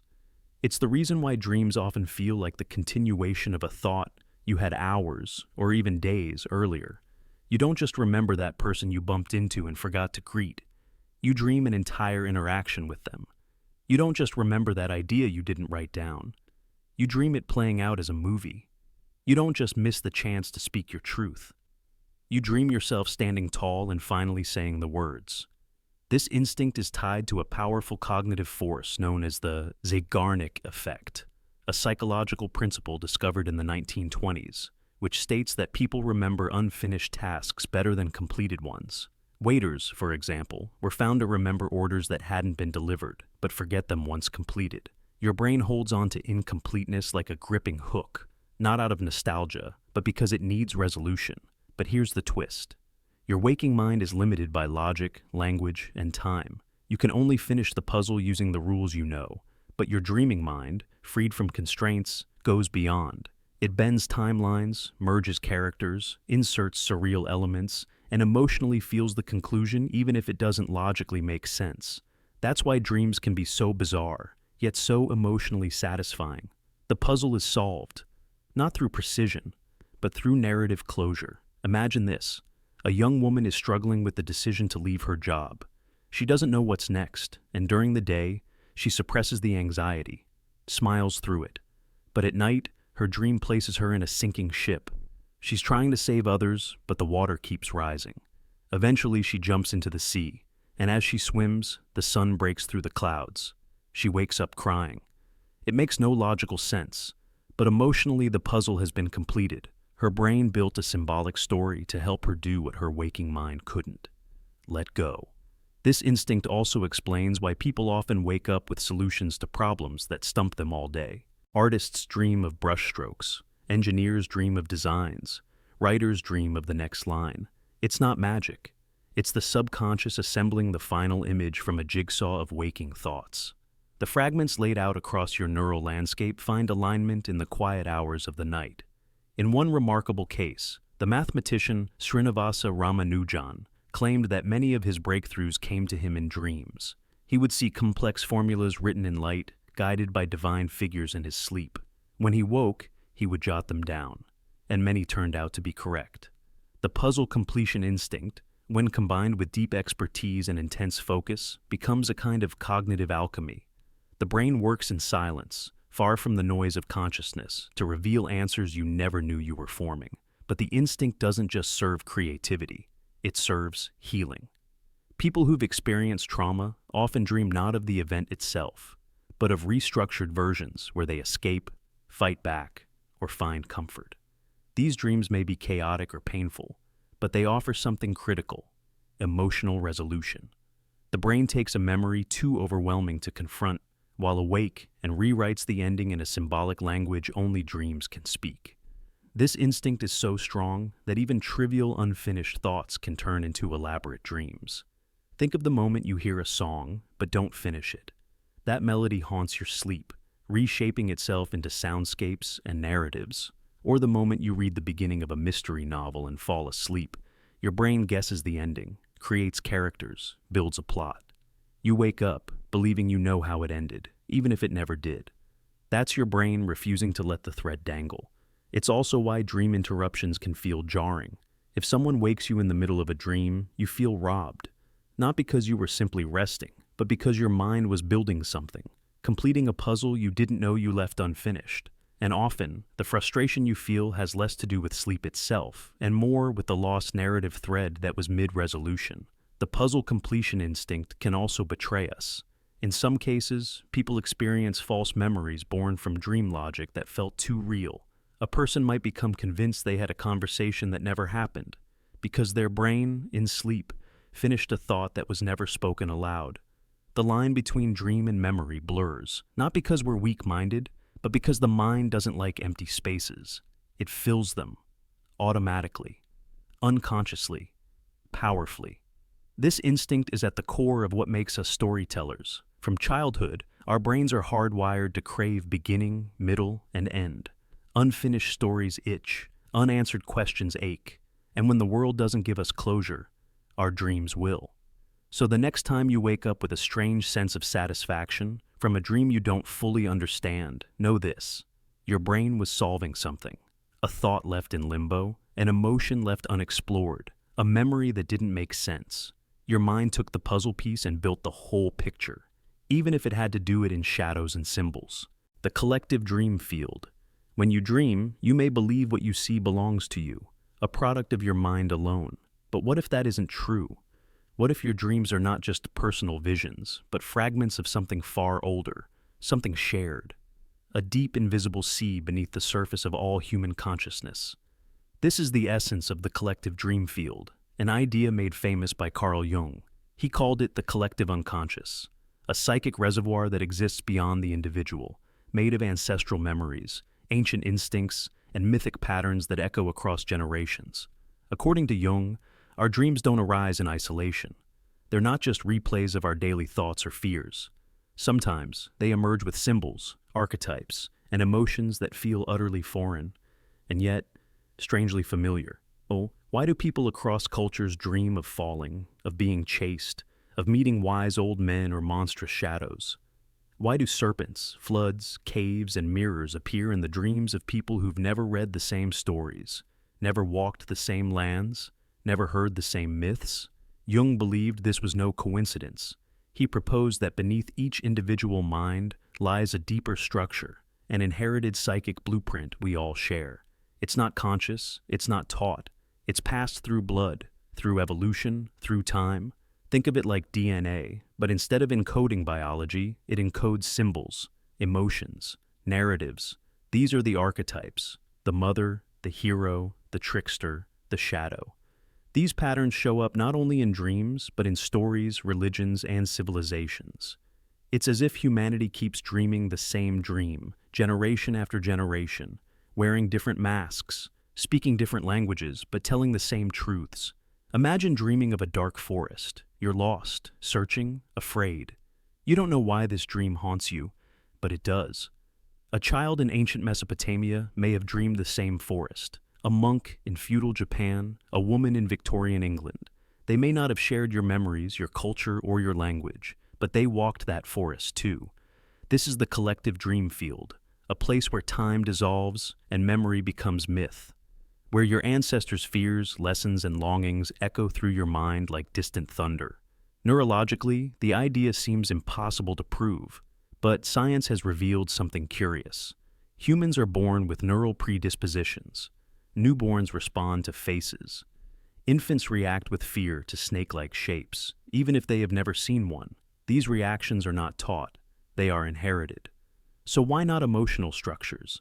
Why not narrative instincts? Perhaps our brains, shaped by millennia of survival, carry emotional blueprints just as our bodies carry genetic ones. In dreams, these blueprints come alive. You may dream of the flood, not because you've read of Noah or Gilgamesh, but because your ancestors lived through real floods, and the terror of drowning was etched into their minds and passed to you. You may dream of the cave, not because you saw it on a screen, but because that cave was once shelter, sanctuary, or even tomb for someone in your lineage. These are not just personal symbols, they are inherited shadows. Take the archetype of the shadow.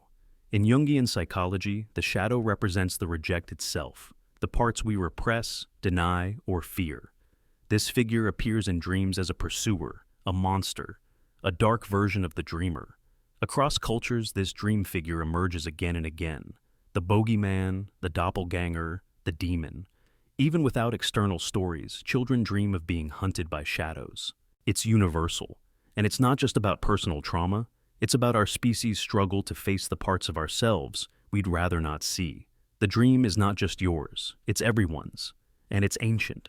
Or consider the dream of flight, not in a plane, but with your own body, soaring, weightless, powerful.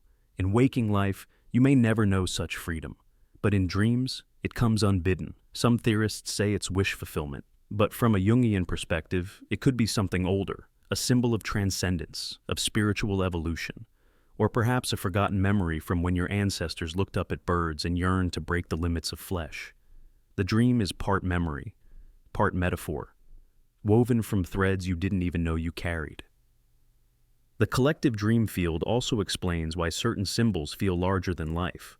A snake, for instance, is just an animal, but in dreams, it becomes a force, a warning, a transformation. In Hindu mythology, snakes represent wisdom and rebirth. In Christianity, temptation. In African folklore, guardianship. Why do so many cultures assign the same emotional weight to the same creature? Perhaps because the symbol is not learned. It's inherited. Modern dream researchers have tried to dismiss Jung's theory as unprovable, mystical, or unscientific. Yet, the dreams remain. And so do the patterns. Psychiatrist Montague Ullman once said, "Dreams are our most private experience. and are most public. Because when people share their dreams in groups, they often find shocking similarities. People who've never met, never lived the same life, recount the same motifs. A labyrinth, a door that cannot be opened, a staircase that never ends, a presence just out of sight. These are not just dreams, they are echoes, shared signals from the depths. Even in the digital age, the collective dream field persists. People around the world report dreaming of apocalyptic cities, collapsing buildings, floods of light or shadow. When humanity is anxious, our dreams become stormy. When we're hopeful, they become prophetic. It's as if the field absorbs the mood of the species and reflects it back through our sleeping minds. Carl Jung didn't see dreams as puzzles to be solved. He saw them as communications, messages from the deep, from the part of us that is not I, but we. The dream is a letter from the collective soul, reminding you that your story is not yours alone, that your fears are not new, that your hopes have been felt 1,000 times before. In this way, dreams connect us, not just to our own psyche, but to the human lineage, a psychic chain stretching through the centuries. So the next time you wake up breathless from a dream you can't explain, ask yourself, is this mine? Or is it borrowed, from a voice long forgotten, from a struggle once survived, from a mother who whispered to her child in firelight, hoping they would remember not just her words, but her fears? The collective dream field is not a fantasy. It is the memory of humanity, kept alive not in books or bones, but in the dark cathedral of the sleeping mind. To dream is to remember what you never lived, and to feel what countless others felt before you. You are not dreaming alone. You never were.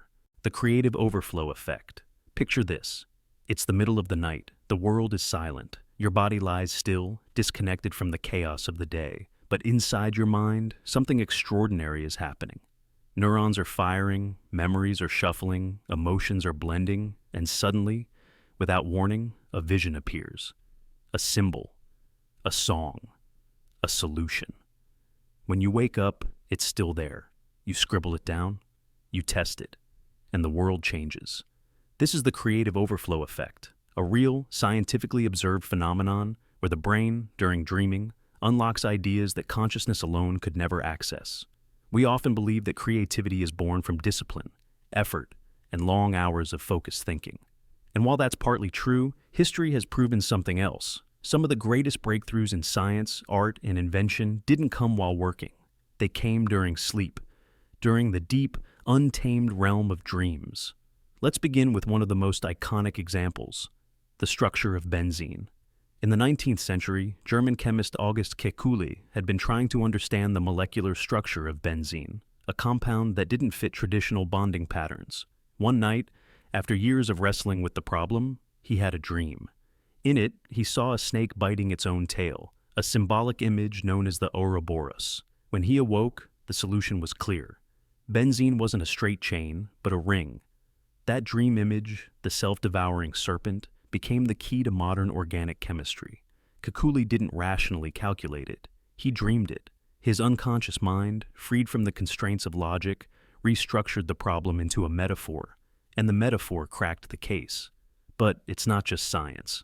In the realm of music, Paul McCartney famously woke up with the melody to Yesterday playing in his head. It was so complete, so precise, that he initially believed it must be a song he'd heard before, but no one recognized it. It was original, a complete composition handed to him by his dreaming mind. It would go on to become one of the most recorded songs in history. Why does this happen? Why is sleep, a time of supposed rest, so creatively powerful? The answer lies in the way the brain processes information during sleep. When we're awake, our thoughts are filtered by the prefrontal cortex, the part of the brain that handles logic, judgment, and inhibition. It's like a gatekeeper, ensuring we think in straight lines, follow patterns, stay within the known. But during sleep, particularly during REM cycles, that gatekeeper relaxes. The brain begins to wander. It accesses deep memory stores, emotional archives, and sensory fragments. It begins to form connections that would seem absurd during waking hours, yet are often profoundly meaningful. This is known as hyper-associative thinking.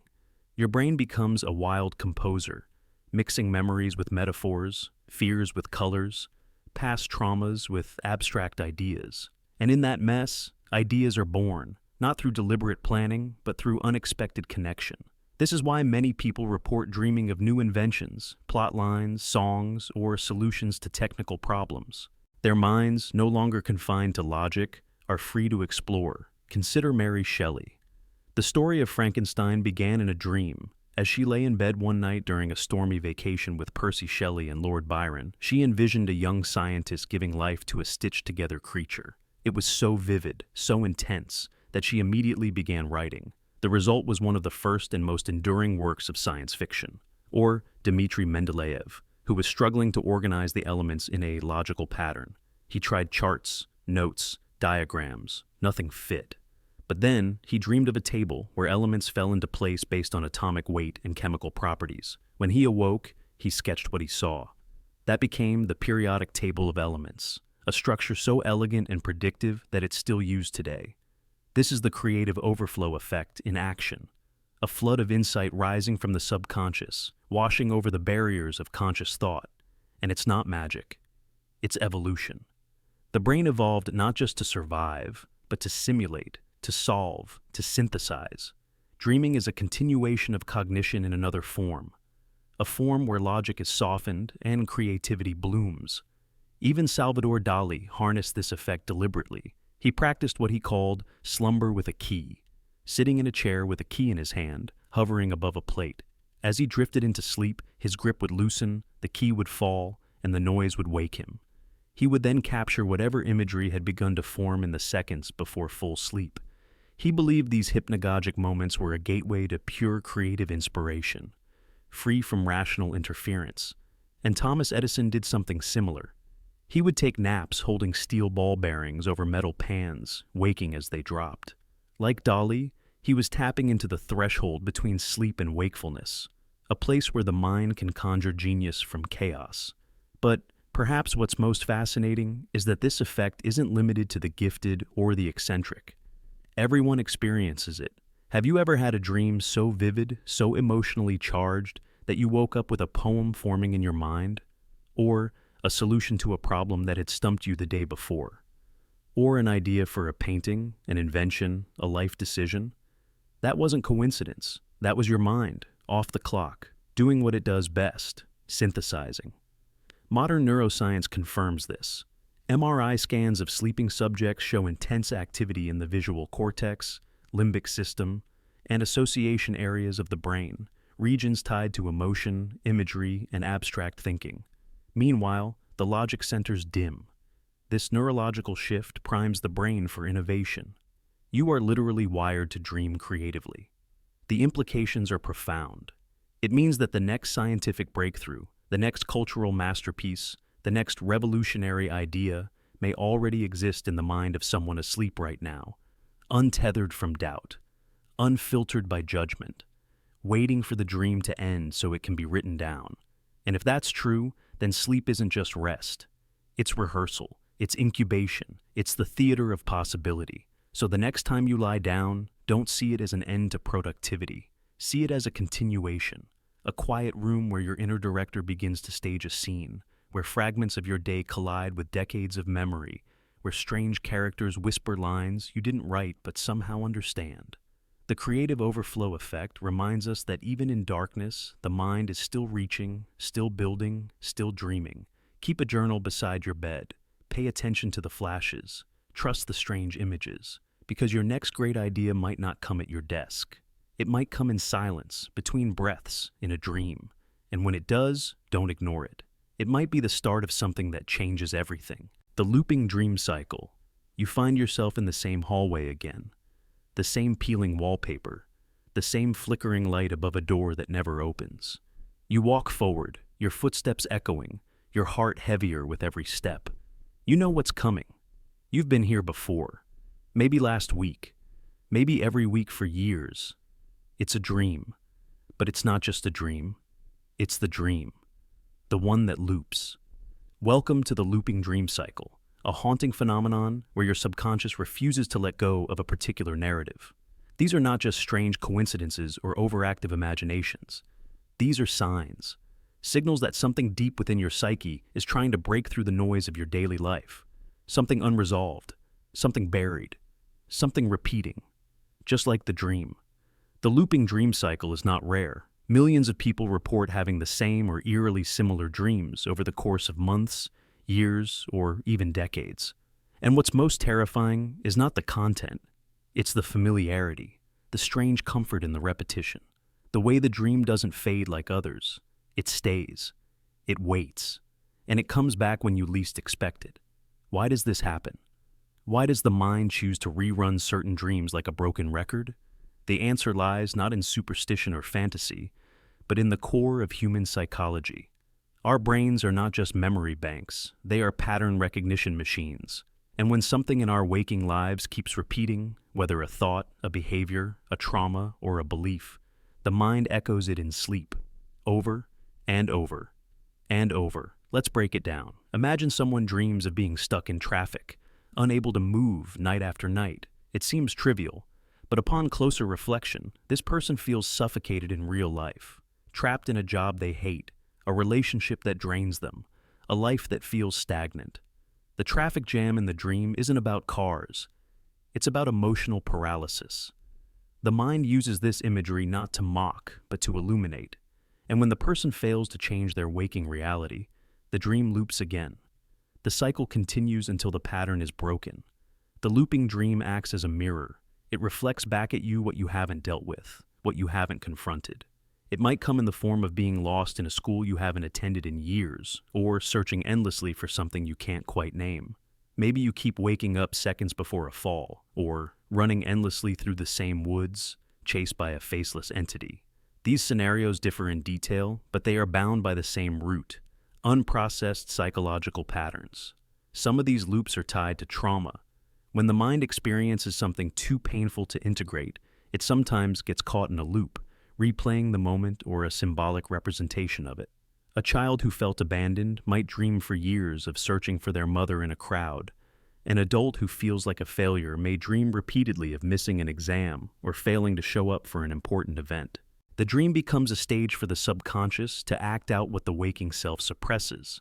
Others are tied to guilt. A man who betrayed a friend might dream of being locked out of a house night after night. No matter how many doors he knocks on, no one answers. In real life, he might deny the guilt. He might distract himself with work, relationships, substances. But the dream doesn't lie. It replays, like an emotional message waiting to be read. And sometimes, the loop isn't about trauma. It's about refusal to grow. A person might dream of being in school year after year because they haven't moved on from a student mentality, or of being in their childhood bedroom because they haven't claimed adult responsibility. The settings are not random. They are signposts, coded messages from the self to the self. What's eerie is how precise these dreams can be. You may notice tiny changes: a new hallway, a flickering bulb, a face that turns when it never did before. These small shifts might reflect changes in your own psyche. As you begin to address the issues in your waking life, through therapy, introspection, confrontation, the dream changes. It doesn't always vanish instantly, but it evolves. You reach the door. You open the box. You stop running. This is why the looping dream is not a punishment. It's an opportunity. A second chance, a third, a thousandth. Your subconscious won't let go until you've understood what it's trying to show you, until you acknowledge the fear, the hurt, the longing, the truth. And when you do, when you sit with it, examine it, ask yourself what it means, the loop begins to dissolve. Maybe you still dream of that hallway, but this time, you're not afraid. This time, you open the door. And on the other side is something new. Think about your own loops, the dreams that won't leave. The ones that creep in during your most vulnerable hours and whisper, "Pay attention." What are they pointing to? What cycle in your waking life mirrors the dream? Who are you chasing? What are you fleeing? What are you refusing to let go of? It might not be obvious. The dream might feel absurd, surreal, fragmented, but dig deeper. Break it apart like a puzzle. What emotions do you feel in the dream? What details repeat? What real-life situations carry those same emotional signatures? Because once you crack the code, you begin to reclaim power. The loop is no longer something done to you, it's something you can move through. And remember, you're not broken for having looping dreams. You're not cursed. You're aware. Your mind is sending messages in the only language it knows: images, emotions, metaphors. And the fact that the dream repeats means your deeper self believes you're ready to face it. You have everything you need. You always have. The cycle only ends when the pattern is healed, when the wound is addressed, when the truth is finally seen without denial. So the next time you wake up from that same dream, again, don't sigh in frustration. Sit up. Write it down. Ask the question, what in me is repeating? Because within that question lies the beginning of liberation, of transformation, of finally breaking the loop. The time travel thought form. You dream of walking through a house you haven't visited in decades. The wallpaper is the same, the creak in the floorboards beneath your left foot, the smell, aged wood and something sweet in the air. It's as if time folded, and your mind slid back through the years to inhabit the space once more. Then, without warning, the dream shifts. You're standing in a strange place, a city of glass and sky, machines you don't recognize humming softly in the distance. People speak in voices you've never heard, wearing clothes not yet invented. You are not remembering. You are not imagining. You are experiencing. Past and future braided into a single thread. Welcome to the time travel thought form. The time travel thought form isn't science fiction. It's a phenomenon that many experience, yet few truly understand. The idea is this: dreams are not bound by the chronological chains that define waking life. In sleep, your consciousness detaches from linear time. It leaps backward into deep memory or stretches forward into the unknown, sometimes into events that haven't happened yet, but feel real. Some call it mental simulation. Others call it memory replay. But to those who felt it, it's something else entirely: temporal dislocation. Dreams don't respect time the way we think they should. What feels like hours can pass in seconds. Moments are looped, stretched, or compressed. You can die in one scene and be reborn in the next without blinking. Time in dreams is not sequential. It is a fluid, shifting landscape. And perhaps, in that fluidity, the mind does more than just play. Perhaps it moves. There are countless documented cases of people dreaming of moments from their past, long forgotten, until the dream brings them back with impossible detail. Not just sights, but sounds, smells, emotions, physical sensations. A man dreams of his grandfather's shed, which he hadn't seen in 30 years. He recalls the rust pattern on the tools, the chipped edge of the workbench. When he revisits it years later, every detail matches. His conscious mind had forgotten, but his subconscious had not. It had stored the data somewhere, beyond the reach of waking memory. And in the dream, that door was unlocked. These are the memory time loops, the brain using sleep to retrieve long-buried fragments, reconstructing the past not through imagination, but through re-immersion. The dream self doesn't remember the past. It relives it. You are not just watching your childhood. You are inside it again. You know you're older, but the body, the emotions, they obey a different clock. Then there's the other side. Dreams that launch you forward into places, times, experiences that have not yet happened. Prophetic dreams. Glimpses of potential futures. A woman dreams of an unfamiliar building with green tiles, a white door, and a tree outside shaped like a spiral. Years later, she walks into that exact location on the first day of a new job. She had never been there before, but her dream had. Skeptics will say this is coincidence, the brain connecting dots retroactively. But there are too many stories, too many patterns. Soldiers dreaming of battles before they happen. Mothers dreaming of danger to their children and saving them in time. People dreaming of accidents, illnesses, betrayals, and being right. Are these real glimpses of the future? Or are they simulations? Fragments of the brain testing thousands of timelines during sleep, trying to choose the most likely outcome. Science offers some possibilities. During REM sleep, the brain consolidates information, forecasts possibilities, and rehearses responses.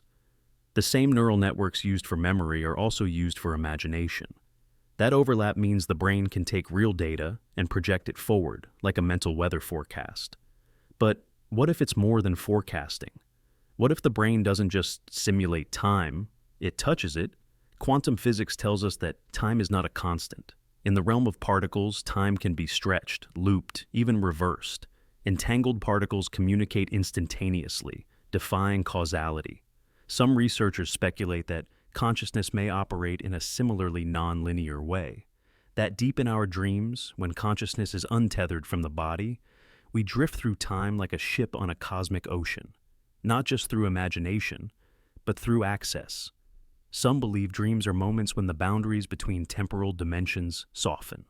That every night, we brush against alternate versions of ourselves, versions still living in the past or not yet born. That in sleep, we are not bound by one timeline, but exist across many. Some see the future, others the past. Some witness themselves in lifetimes they've never lived. Could dreams be the brain's attempt to reconcile the infinite nature of self? There's a darker aspect too.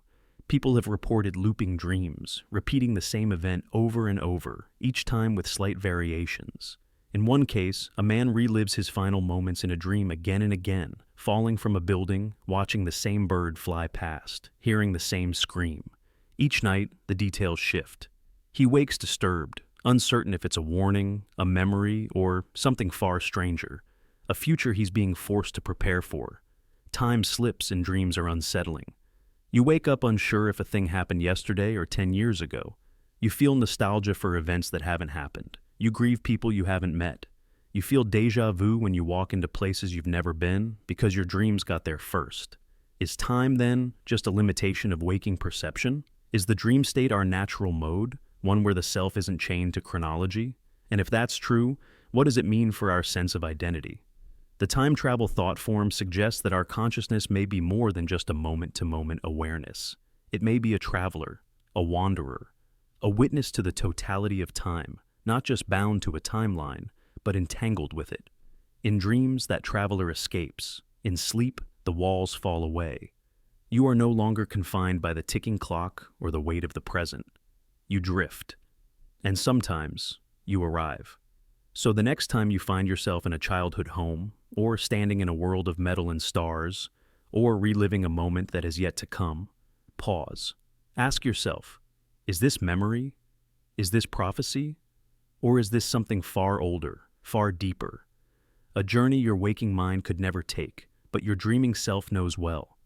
Because in the dream world, the past waits patiently. And the future? It's already watching you. The neural sparks hypothesis. Close your eyes. Let sleep claim your body. In that darkened space between awareness and unconsciousness, your mind becomes a chaotic theater where logic dissolves, timelines collapse, and nothing is what it seems.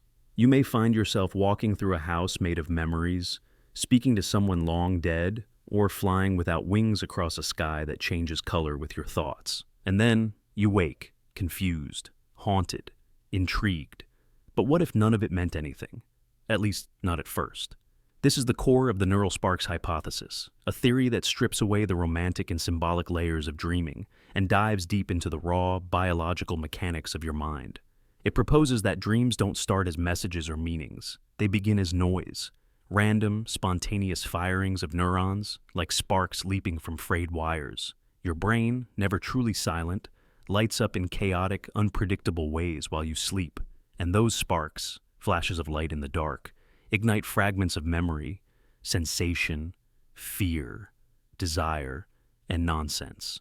What follows is nothing short of miraculous. Your brain takes that chaos and weaves it into a narrative. It turns the meaningless into meaning. It spins thunder into poetry. Think about what happens when you dream. One moment you're at school again. The next, you're running from shadows in a forest you've never seen. Then, without warning, you're talking to a cat who sounds like your mother. There's no logic, no consistency. Yet somehow, when you're inside the dream, it all makes sense. That's not because the dream was coherent. It's because your brain is desperate to make it coherent. Narrative isn't just something we enjoy. It's something we need. It's instinctual, evolutionary. When we see a shape in the clouds, we assign it meaning. When events occur out of order, we force them into story. Dreams, according to the neural sparks hypothesis, are our brain doing the same thing, but with internal static. At the heart of this theory is the activation synthesis model, originally proposed by scientists J. Allen Hobson and Robert McCarley. They found that during REM sleep, the brainstem sends random signals to the cortex, the part responsible for higher-order thinking. These signals are not structured or purposeful. They're like electrical storms rolling across your mental landscape. But the cortex, refusing to accept nonsense, tries to synthesize a story from the chaos. It pulls images from your memory, sounds from your past, emotions from deep within your subconscious, and in seconds, it creates a dream, a fragile, flickering movie projected onto the walls of your sleeping mind. Picture this. A soldier returns from combat. He dreams every night of being chased through shifting cities, attacked by faceless enemies, hiding in empty rooms. He believes his dreams are messages, signs, unresolved trauma, but under the neural sparks hypothesis, these images are not purposeful. The brainstem sparks random memories, boots on dirt, the sound of gunfire, fear, and the cortex, grasping for sense, constructs a war zone. The story isn't chosen, it's interpreted after the fact, its meaning built from disorder. Or imagine a woman who dreams of flying through an ocean made of glass, her childhood home floating in the sky. She feels peace, then dread, then peace again. Upon waking, she feels changed. But those images under this hypothesis weren't planned. They were fragments. Her memory of water, her longing for childhood, her fear of falling, all activated by random neural fire. Her brain turned chaos into beauty. That's what we do. We craft order from noise, whether or not the noise had intent. But here's where it becomes intense, because this instinct to force meaning from randomness can backfire. People can become obsessed with dream interpretation, convinced that every symbol is a message, every monster a hidden trauma. They believe a dream of teeth falling out must mean anxiety, that a recurring hallway means they're trapped in life. But if the neural sparks hypothesis is correct, then most of those meanings are illusions. The symbols didn't come from deep intention. They came from electrical sparks, and the narrative was stitched together afterward by the storyteller in your skull. It doesn't mean your dream has no value, but it means the value may be yours alone, not the universe whispering in riddles. Yet paradoxically, that randomness creates some of the most profound human experiences. Artists dream of paintings they've never imagined. Writers dream of stories that change their lives. Scientists wake with solutions formed in sleep. So, how can something born from chaos create such depth?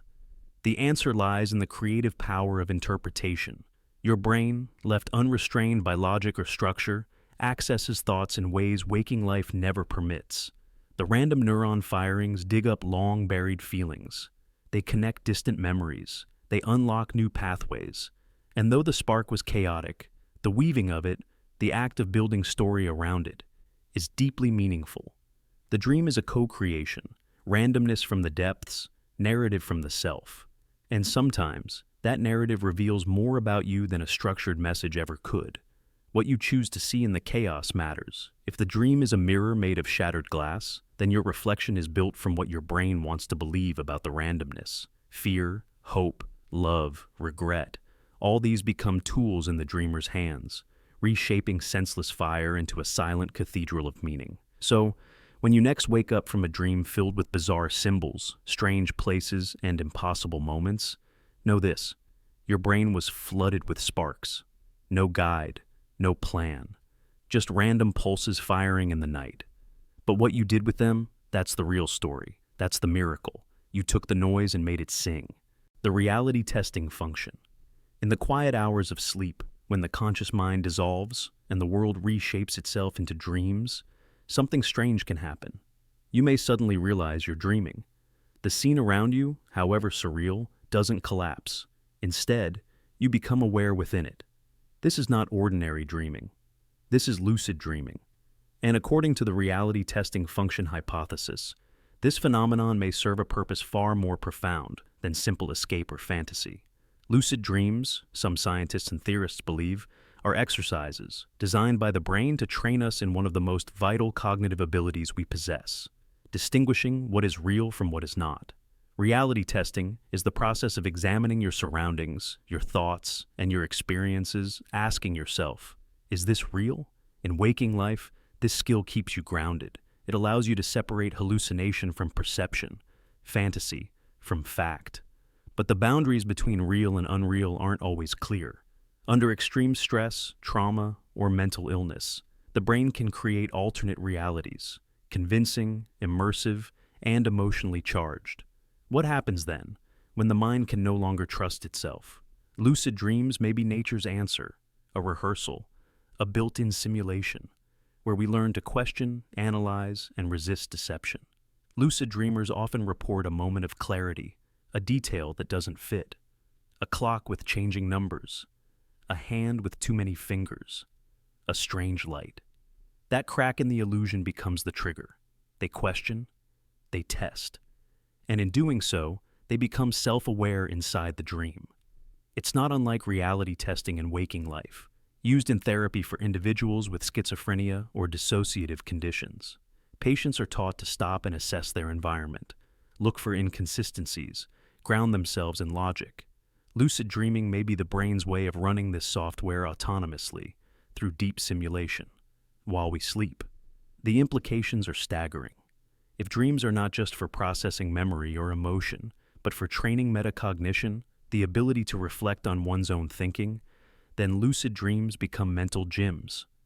Controlled hallucinations where the stakes are low, but the skill development is high. The dreamer learns to adapt to shifting realities, to stay calm in chaos, to observe rather than obey the narrative. And this carries over into waking life. In one controlled study, individuals who practiced lucid dreaming techniques showed improved problem solving, increased emotional regulation, and even greater resistance to manipulation. The connection isn't accidental. When you're aware that you're dreaming, you're training your executive function. You're rewiring the brain to stay conscious under pressure, to challenge what's presented instead of accepting it blindly.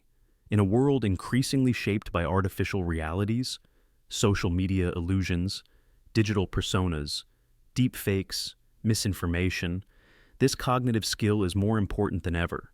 Lucid dreamers often describe navigating impossible scenarios, facing monsters that change shape, falling from skyscrapers, walking through walls.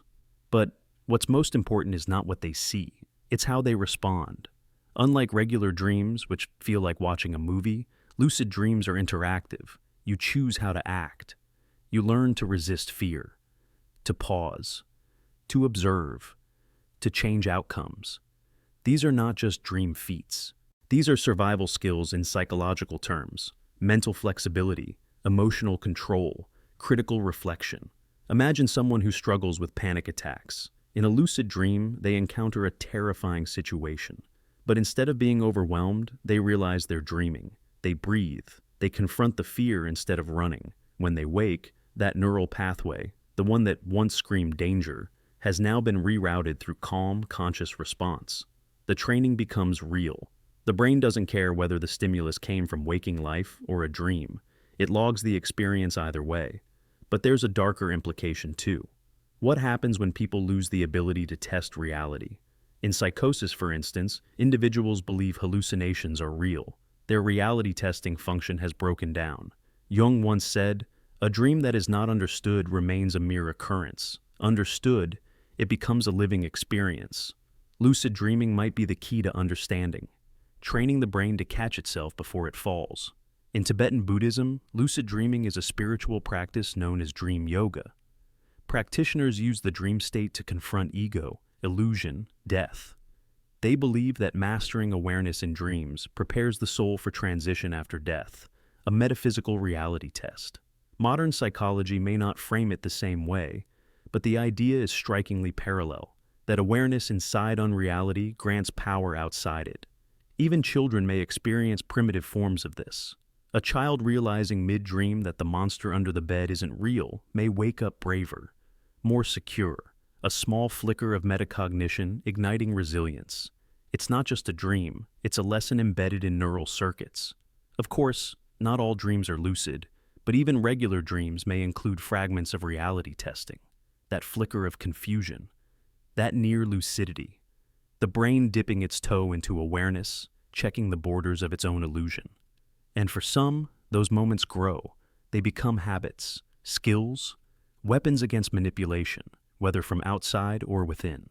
The reality testing function hypothesis also invites us to think differently about mental health. Instead of treating hallucinations or false beliefs as errors, we might begin to ask, where did the training fail? When did the dream stop being a test and become a trap? Could reinforcing lucid dreaming techniques or conscious reality testing offer a new path toward cognitive recovery? And perhaps even more radically, what if our waking life too is just another level of the dream? What if all our assumptions, perceptions, beliefs are subject to the same flaws as our sleep state visions? Then, lucid dreaming becomes more than a skill. It becomes a metaphor, a way of living. To walk through the world always half aware that things may not be what they seem. To resist illusion. To question reality not out of paranoia, but out of clarity. Lucid dreams show us that we can be conscious inside the unconscious, awake within the unreal. They blur the line between control and surrender, teaching us to surf the waves of chaos instead of being drowned by them. And they remind us that the most powerful thing we can do, whether asleep or awake, is to ask, is this real? So the next time your world feels strange, fragmented, or frightening, pause, look at your hands, count your fingers, test the light switch, ask the question. You may still be dreaming, but if you are, maybe that's not the problem, maybe that's the training. The narrative maker theory. When you close your eyes and drift into sleep, your brain doesn't simply shut off. It begins one of its most remarkable, mysterious tasks. A nightly performance so intricate, so emotionally layered, it rivals any novel or film. Dreams aren't random static. They're stories. Emotional narratives sculpted from chaos. According to the narrative maker theory, your dreaming mind acts like an unconscious storyteller, taking scattered data, broken memories, unresolved emotions, and half-formed thoughts, and weaving them into scenes that feel whole, sometimes surreal, sometimes terrifying, sometimes beautiful, but always meaningful. This theory is not science fiction. It's a real and researched concept, suggesting that the brain uses storytelling, through dreams, to process what waking life can't. Think of it this way. Every day, your mind absorbs countless fragments, a stranger's glance, a snippet of a conversation, the feeling you had when someone ignored your message, the moment you hesitated before speaking your truth. These fragments often don't register consciously, but they're stored, unresolved. They linger like unfinished sentences, and when night comes, your brain begins to stitch them together, not with logic, but with story. Why story? Because storytelling is how the brain organizes meaning. Humans have always been storytellers. Before science, before writing, before civilization, we made sense of the world through myth, metaphor, narrative. Dreams operate on that same fundamental principle. They are the oldest, most intimate form of story, and they're designed not for entertainment, but for emotional survival. Studies in neuroscience show that during REM sleep, the brain's limbic system, especially the amygdala, which handles emotion, lights up. Meanwhile, the prefrontal cortex, responsible for logic and self-awareness, dims. That's why dream narratives often feel illogical, yet deeply powerful. The storyteller in your brain isn't trying to be rational, it's trying to be true, emotionally true. That's the core of the narrative maker theory, that dreams are emotional organizers. They don't just tell a story. They help you understand the emotional significance of that story. Let's look at an example. Imagine someone dreams of walking through their old high school. The lockers are rusted, the hallways echo with silence. They find themselves searching for a class, but the door is always just around the corner, never found. Then, a teacher from years ago appears, handing them a mirror. They look in and see themselves, not as they are, but as they once were. What does it mean? On the surface, it's a surreal series of disconnected scenes, but emotionally, it's a narrative, a reflection on identity, growth, regret. Perhaps the dreamer is struggling with change. Perhaps they feel lost in their adult life, trying to reclaim a part of themselves that once felt clear. The brain takes these raw emotions, disorientation, nostalgia, fear, and builds a storyline where those feelings can be felt, understood, and in some way resolved. This storytelling instinct is so strong that even when dreams are fragmented, we often wake up trying to make sense of them, our conscious minds desperate to reconstruct what our subconscious already shaped. Have you ever told someone your dream and realized, as you're explaining it, that it sounds like a strange movie plot? That's not coincidence. That's narrative instinct at work. The mind demands order, even from emotional chaos. The narrative maker theory also helps explain recurring dream themes. Take the common dream of being chased. The chaser often has no face, no name, the setting shifts, the logic breaks, but the fear is real. That's the emotion being processed. It's not about who or what is chasing you, it's about why you feel hunted. Stress, guilt, anxiety. Something in your waking life is unresolved. The story of the dream gives it shape, movement, urgency, so your brain can confront the emotion behind it. And sometimes the dream offers not just confrontation, but closure. People who lose loved ones often dream of seeing them again, speaking, hugging, saying the things that were left unsaid. In those moments, the narrative gives emotional resolution that reality couldn't. The mind writes the ending it never got to experience, not because it's delusional, but because it's healing. This is why some researchers believe dreams are part of an internal therapy mechanism. You don't dream to escape reality. You dream to rewrite it into something your emotions can comprehend. Trauma, heartbreak, confusion, all get folded into a symbolic narrative so your psyche can begin to make peace with it. And unlike conscious memory, dreams aren't bound by linear time. You can visit your childhood home one moment, fly through a futuristic city the next, and end up sitting with someone who died years ago. In dream logic, all timelines collapse because emotion isn't linear, and neither is healing. The stories your brain tells at night are tailored to you.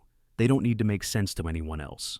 They don't even need to make sense to you at first, but they come from a place deeper than logic. They come from emotional necessity.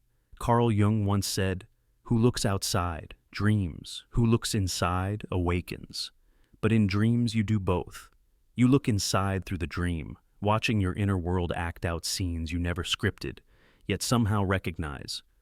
That's the unconscious director at work, casting shadows and symbols to say what words never could. And the science backs this up. Brain imaging shows that the default mode network, responsible for internal thought, self-referential processing, and memory, becomes highly active during dreaming. It's the same network engaged when we daydream, reflect, or create. The same network that writers, artists, and philosophers tap into. Your dreaming brain is not passive. It's deeply creative, and the narratives it weaves are a form of internal art. So the next time you wake up from a dream and feel confused, intrigued, or emotionally stirred, pause. Think of what story your mind just told. What themes emerged? What feelings lingered? You weren't just watching nonsense. You were being shown something. Maybe not in plain language, but in the rich symbolic language of emotion, because that's what the narrative maker theory teaches us. That your brain, even in sleep, is a storyteller. Not to entertain, but to help you feel, to help you heal, to help you understand what you couldn't say aloud. The narrative doesn't need to be perfect. It just needs to be felt. And maybe, just maybe, that's what makes dreams so powerful. Not because they predict the future, not because they offer escape, but because night after night they remind us who we are through stories we didn't know we needed to hear. The genetic memory access theory. There are moments in dreams when you find yourself standing in a time you've never lived, wearing clothes you've never owned, speaking a language you've never studied. You feel things that don't belong to your life. Grief for someone you've never met, fear of a landscape you've never seen, instincts that rise in your chest without origin. And yet, they feel real. Too real to be imagination. These are not ordinary dreams. Some believe they are echoes, whispers from your bloodline. According to the genetic memory access theory, your dreams might not just belong to you. They may be memories passed down through your DNA, inherited experiences from ancestors long gone, stored not in your mind, but in your biology. This theory suggests that memory isn't limited to the brain alone, that trauma, emotion, learned behavior, and even fragments of experience can be biologically encoded and transmitted through generations. What science once thought impossible is now being reconsidered. We already know that traits like eye color, height, and disease risk are passed through genes. But what if memory, emotional memory, can be passed too? Let's look at the real-world evidence. In a groundbreaking study, researchers exposed mice to the scent of cherry blossoms and simultaneously delivered mild electric shocks. The mice learned to fear the smell. But here's where it gets strange. Their offspring, who had never been shocked, who had never even been exposed to cherry blossom scent, showed fear when they smelled it. Even their grandchildren had the same reaction. This wasn't learned behavior. It was inherited fear. Something in their DNA carried the trauma forward. Now, imagine that on a human scale. What if the terror your ancestor felt running from a predator, the sorrow of losing a child, the triumph of survival in war, all of it left biochemical fingerprints on their genome? What if those fingerprints are still in you? And what if, in dreams, your subconscious accesses them? You've never fought in a trench, but you dream of one. You've never drowned, but you wake coughing with the salt of ocean water in your throat. You've never set foot on a battlefield, yet your body reacts as if it remembers. These are not fantasies. These are echoes of survival, ancestral recordings that replay when the conscious mind shuts off and the gate to the subconscious creaks open. Take the case of a woman in her 20s who dreamed again and again of walking barefoot across cold earth toward a distant burning village. She saw unfamiliar symbols, smelled smoke, and felt a profound grief she could never explain. Years later, during genealogical research, she discovered that her great-grandmother had fled her village during a wartime raid, barefoot across a freezing field after watching her home burn to the ground. No one had ever told her this story, yet she knew it, through dreams. This kind of case isn't isolated. People around the world report dreams so vivid, so historically specific, they seem to belong to someone else's life entirely. And maybe that's exactly what they are. Psychological artifacts from generations past, encoded in genetic data, unlocked only during sleep. The science behind this idea sits at the crossroads of genetics and epigenetics. Traditional genetics deals with the information coded in DNA, but epigenetics studies how external experiences, stress, famine, trauma, can alter gene expression without changing the DNA sequence itself. These changes, these chemical tags, can be passed down. This means an ancestor's suffering during a famine could change how their body processed food, and that change could be inherited by descendants. But beyond the body, what about the mind? If trauma can be inherited biologically, then perhaps memories tied to those traumas can be too. Not word-for-word narratives, but emotional blueprints. And dreams may be the subconscious mind's attempt to make sense of those blueprints. It doesn't present them logically, it conjures them as images, metaphors, stories. A medieval tower you've never seen, a song you've never heard but somehow recognize. The shiver of a memory that isn't yours, but is stored inside you. This isn't just mysticism. Even mainstream psychology acknowledges the generational transmission of trauma. Children and grandchildren of Holocaust survivors often report symptoms of anxiety, hypervigilance, and depression without direct cause. Descendants of war refugees carry emotional weight they can't explain. Their DNA bears witness to stories they never lived. Dreams, then, become more than personal. They become a portal, a way for your subconscious to metabolize not just your pain, but the pain of those who came before you, the fears they couldn't express, the moments they couldn't process, the guilt, the shame, the resilience, all of it waiting in the shadows of your cells until your dreams bring them to light. But this isn't about being haunted. It's about being connected. Your body is a record, and dreams are how it speaks. You carry centuries inside you. The victories of your ancestors, the mistakes, the heartbreak, the lessons. And every night, when the conscious mind releases its grip, your dreams become a stage for their stories. So the next time you find yourself in a dream that doesn't make sense, a place you've never been, a face you've never seen, a grief that feels ancient, pause before dismissing it. Ask yourself, could this be a memory not from my life, but from my lineage? Maybe you were never supposed to forget. Maybe your dreams are not just fiction, but memory echoing through time, passed in the blood, carried through generations. Maybe you're the last link in a long chain of stories still waiting to be understood. The genetic memory access theory suggests that you are more than your thoughts. You are more than your experiences. You are a living library.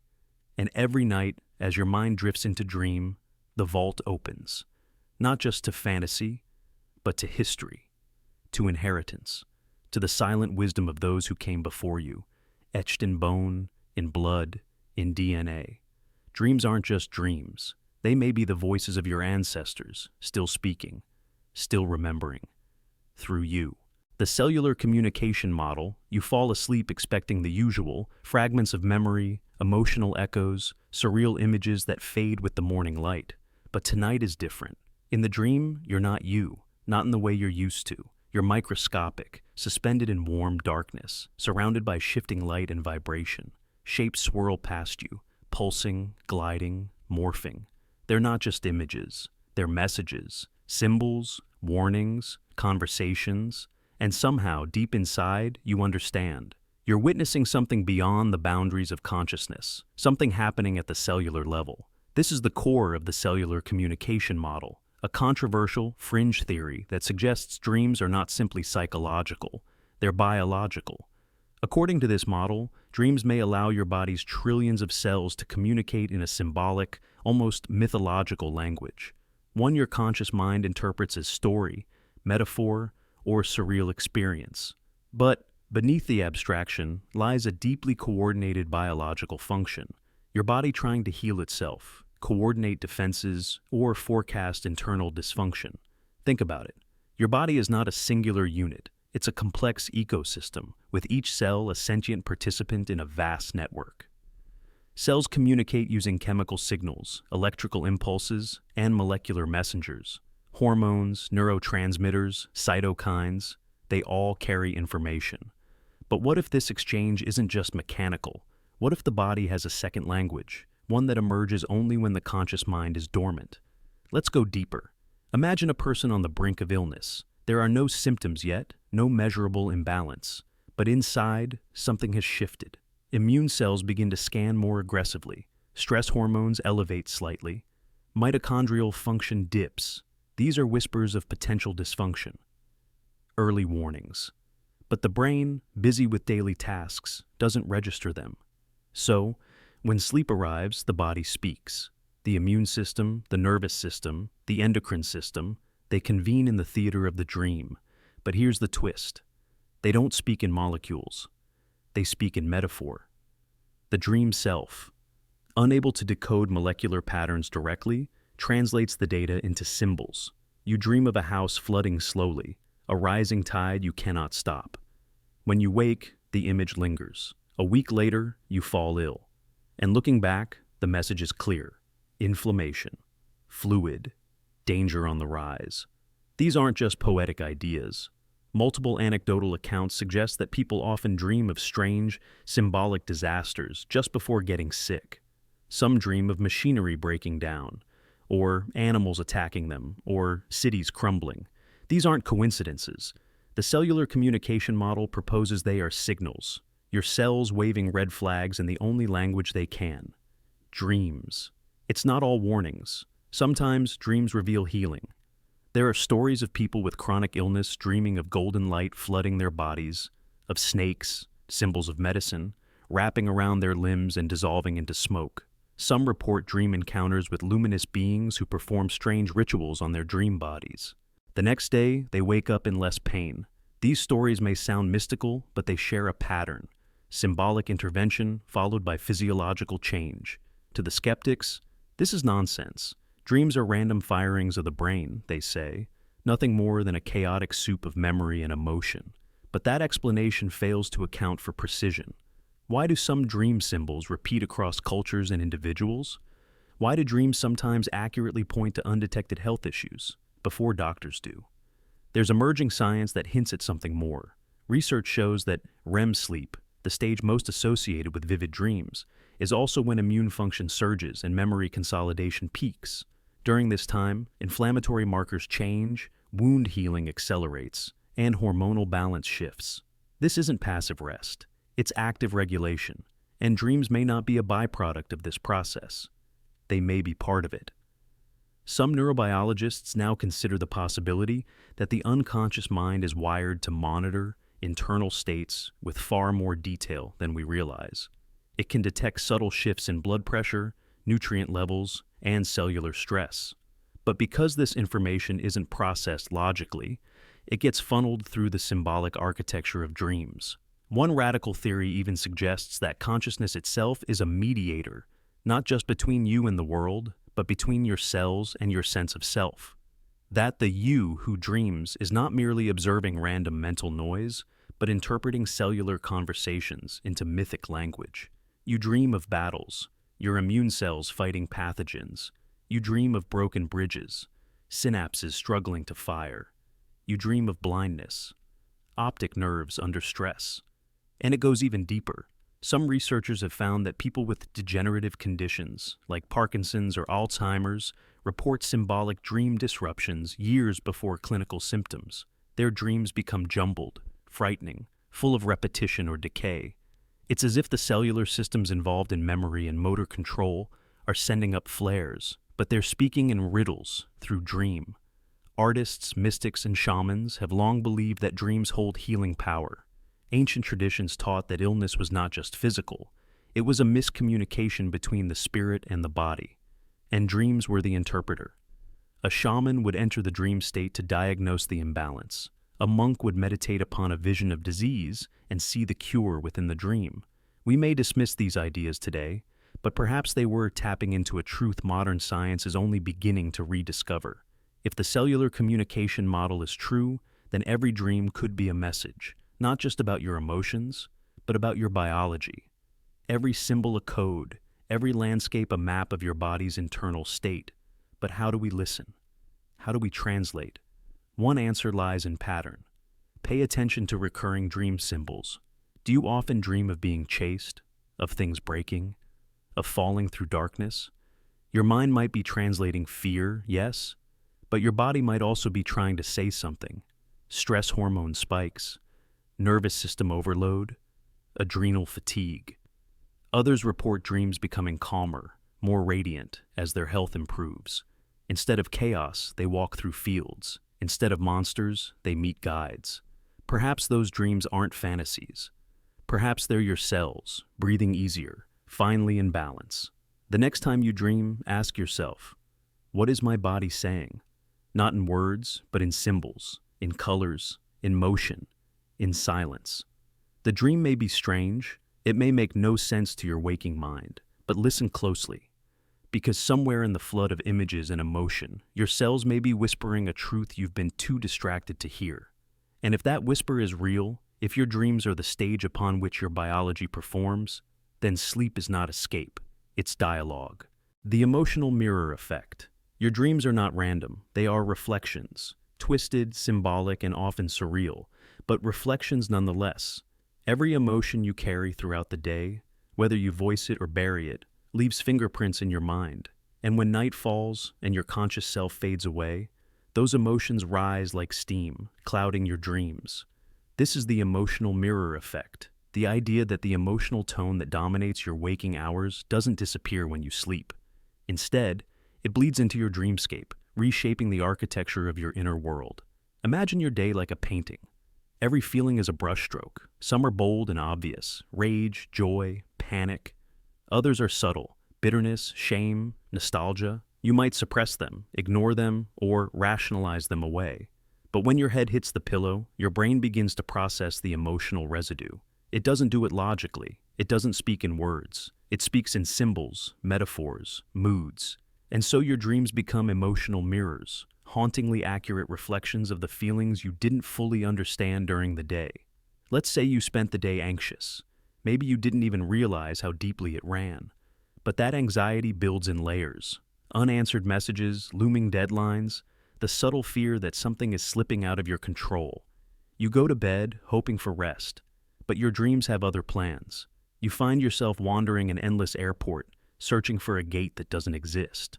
Or you're taking an exam for a class you've never attended. The setting makes no sense, but the feeling?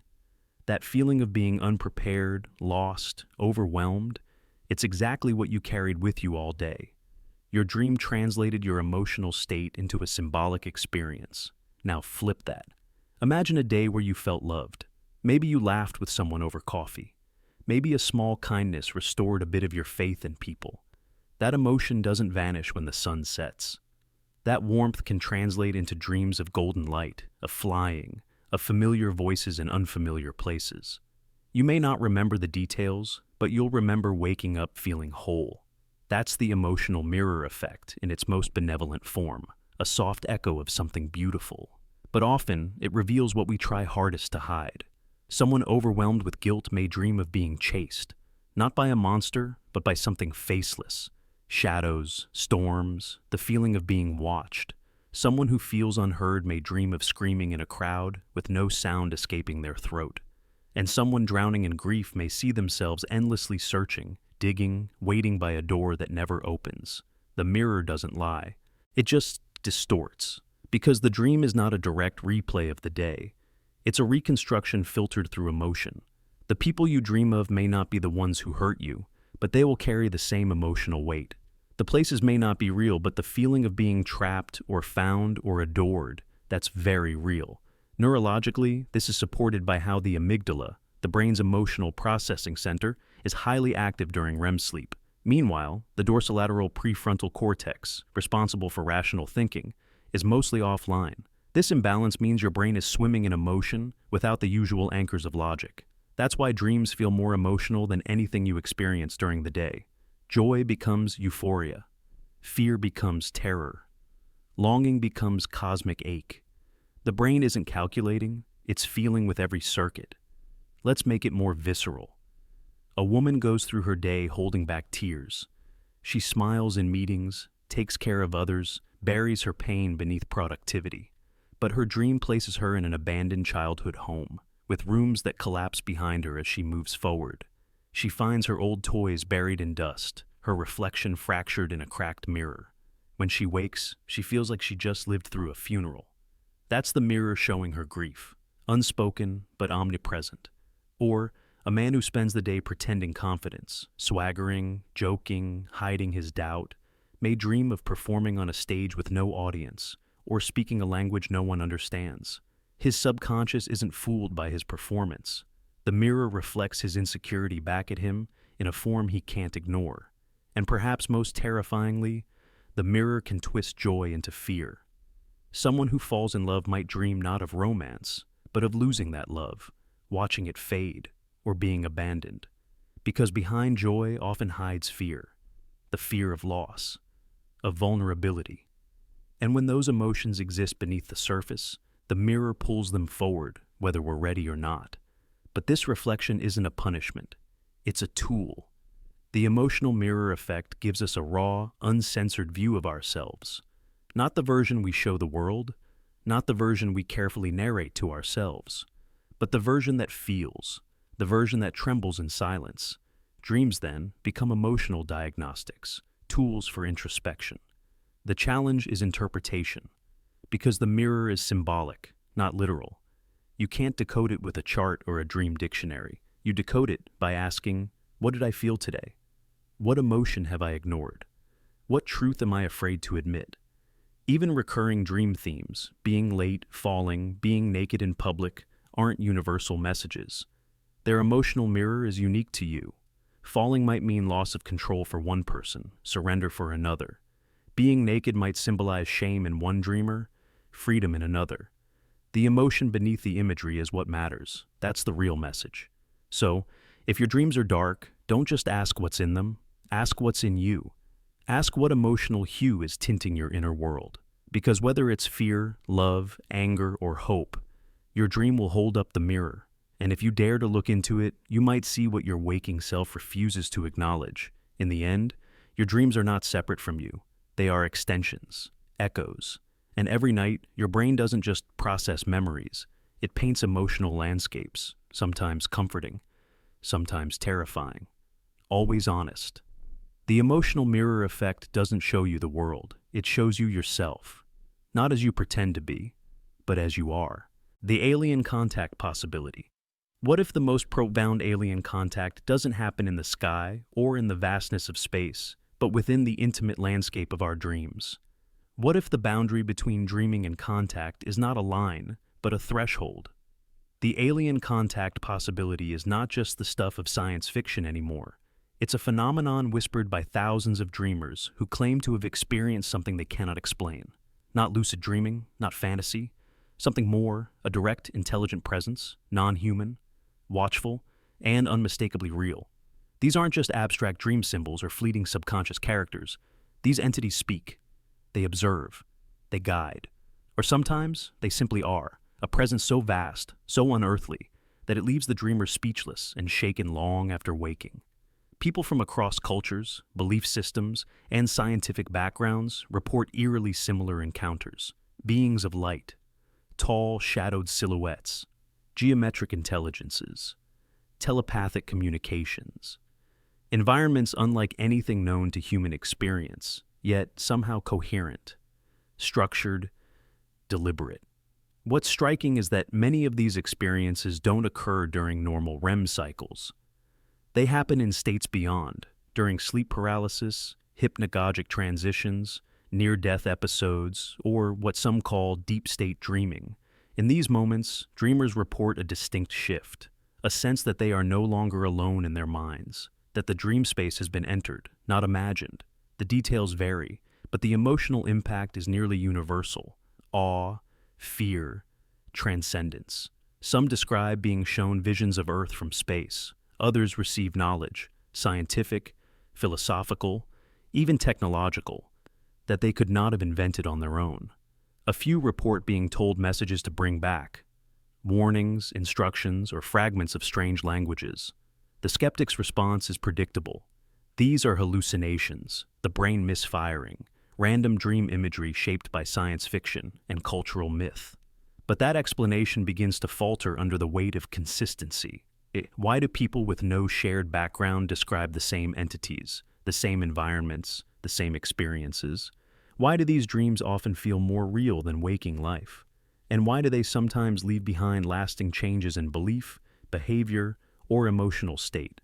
Neuroscientifically, we know the brain in altered dream states behaves differently. Areas associated with visual processing, emotional intensity, and temporal disconnection light up. But the sheer structure of these dreams is puzzling. Unlike ordinary dreams, fragmented, irrational, and fleeting, alien contact dreams are often deeply organized. There is a beginning, a middle, and an end. The environment feels architected. The being feels independent, as if it is not you, but something other, using your dreaming mind as a meeting point. There is a precedent in human history for this idea. Indigenous cultures across the world have spoken for centuries of dreamtime spirits, sky beings, or star ancestors who communicate during trance or sleep. The Zulu shaman, Credo Mutwa, described star beings encountered in dreams that brought messages to his people. The Australian Aboriginal tradition speaks of the dream time, a sacred realm where ancestral beings shape reality and guide humanity.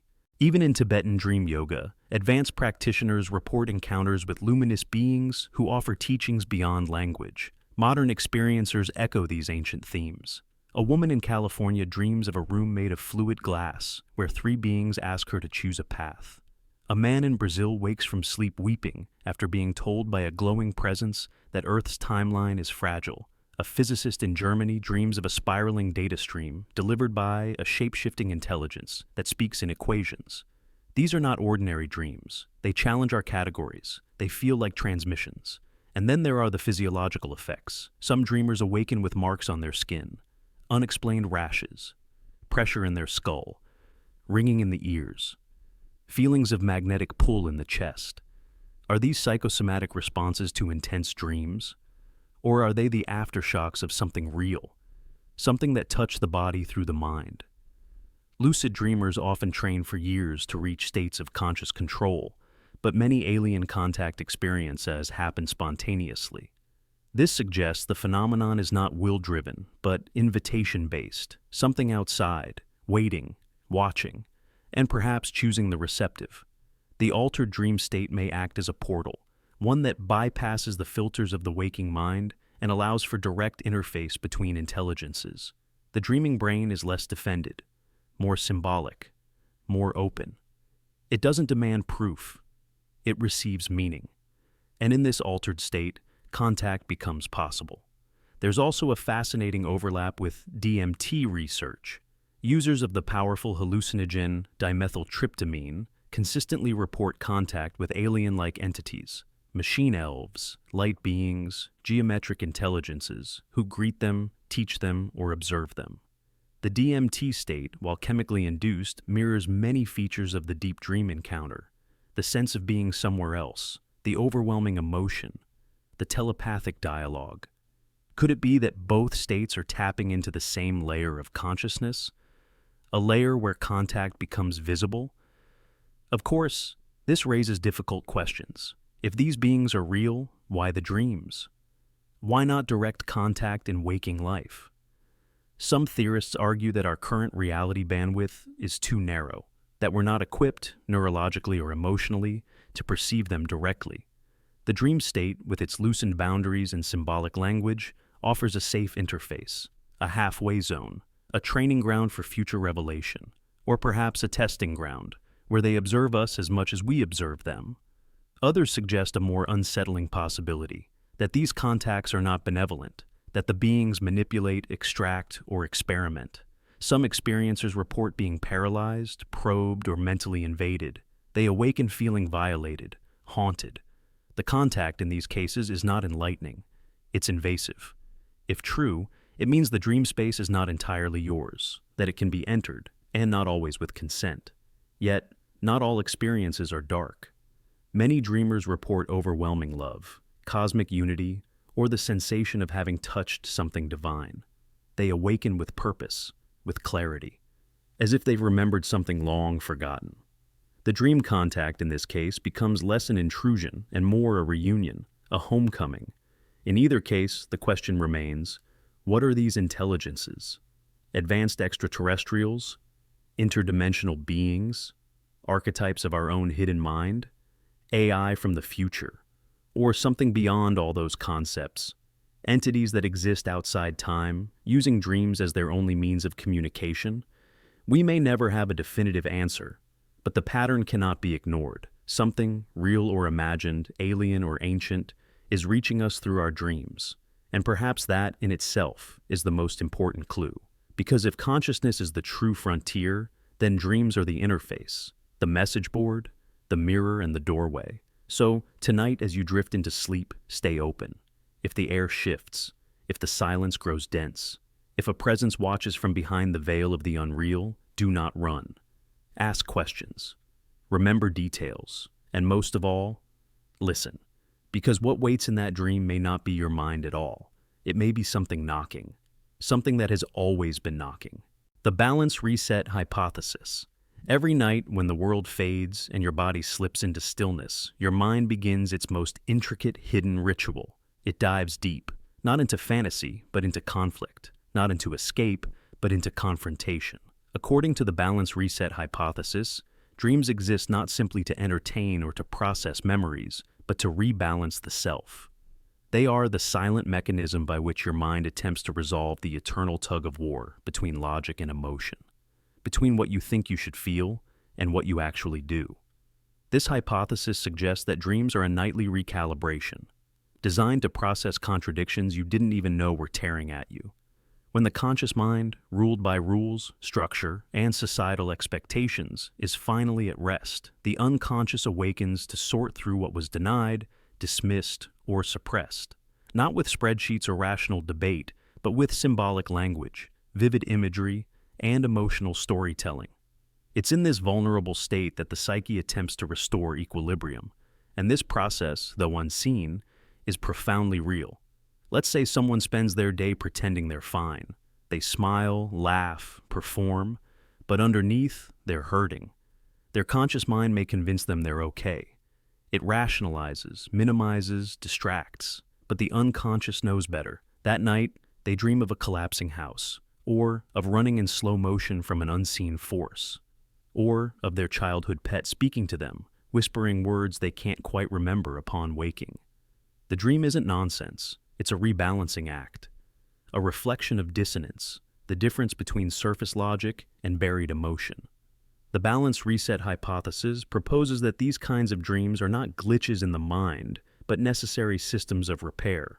Your brain creates metaphorical theater, not to confuse you, but to help you synthesize two very different languages.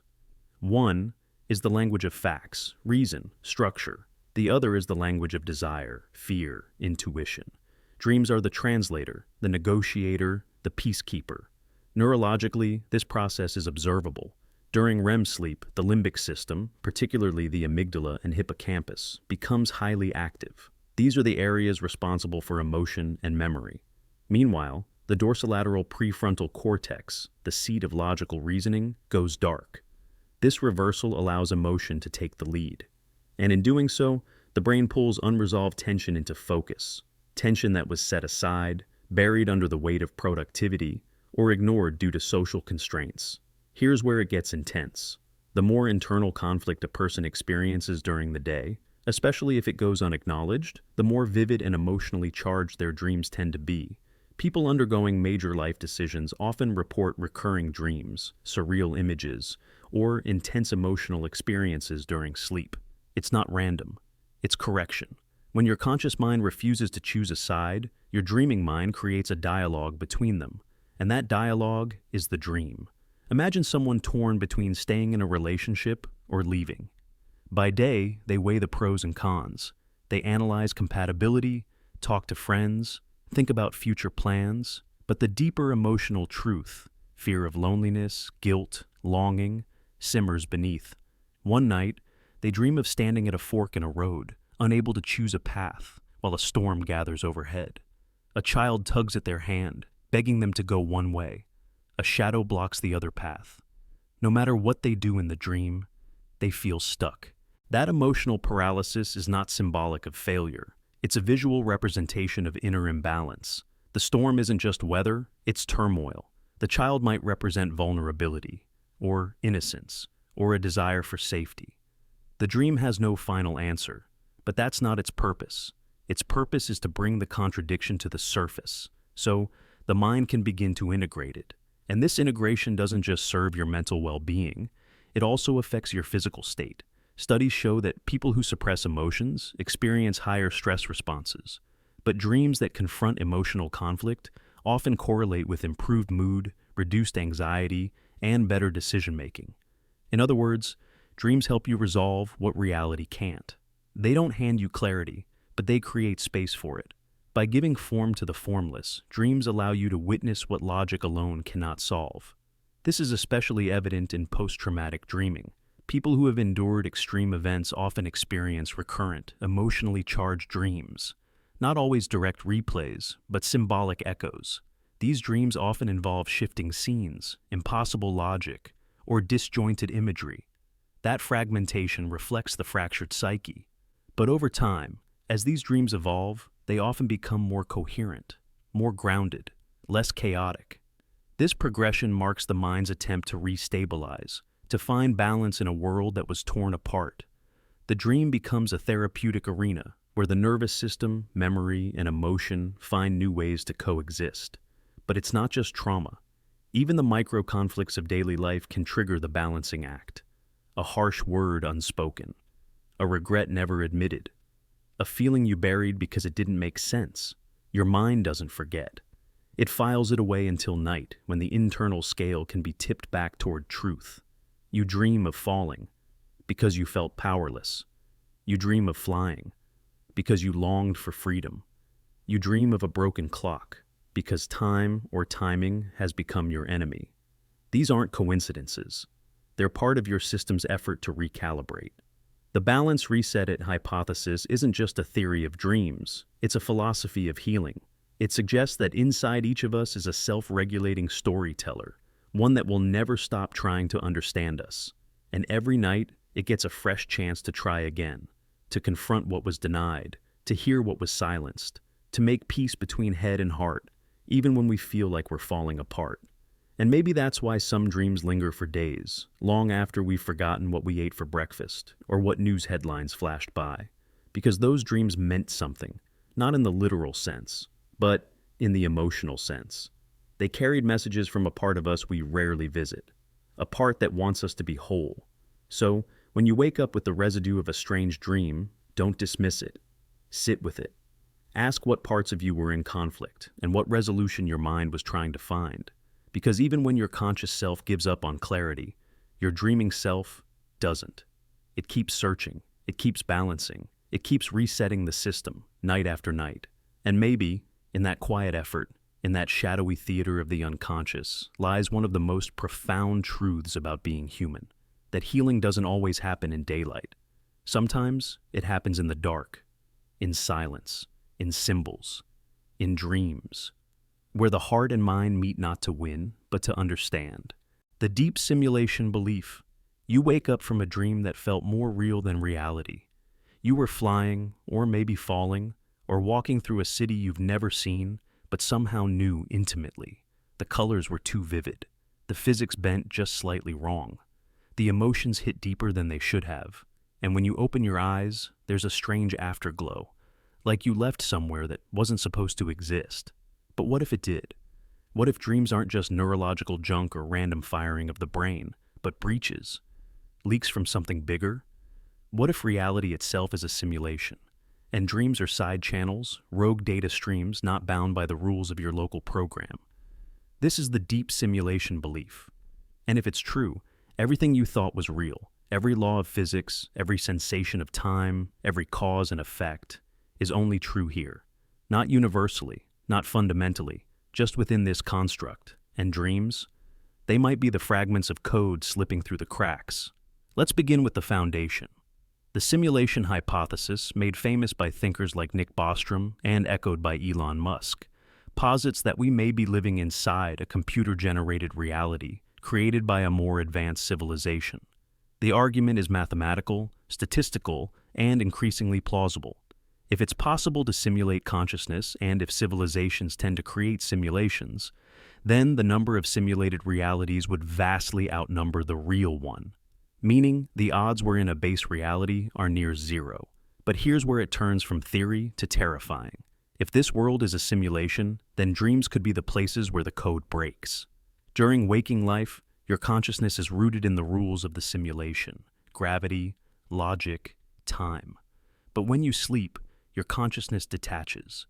The simulation's grip loosens. The local construct rules shut off. And the mind, freed from those parameters, starts accessing raw data. Alternate timelines, stored code, unused assets, patches from other simulations, or worse, feedback from the base reality itself. This would explain why dreams often violate logic, physics, and identity. Why you can be both the observer and the participant. Why you can exist in two locations at once, or experience time in impossible sequences. Because in that moment, your mind is not running on the confined rails of the simulated reality. It's touching the outside. Some dreamers report being trapped in a white void.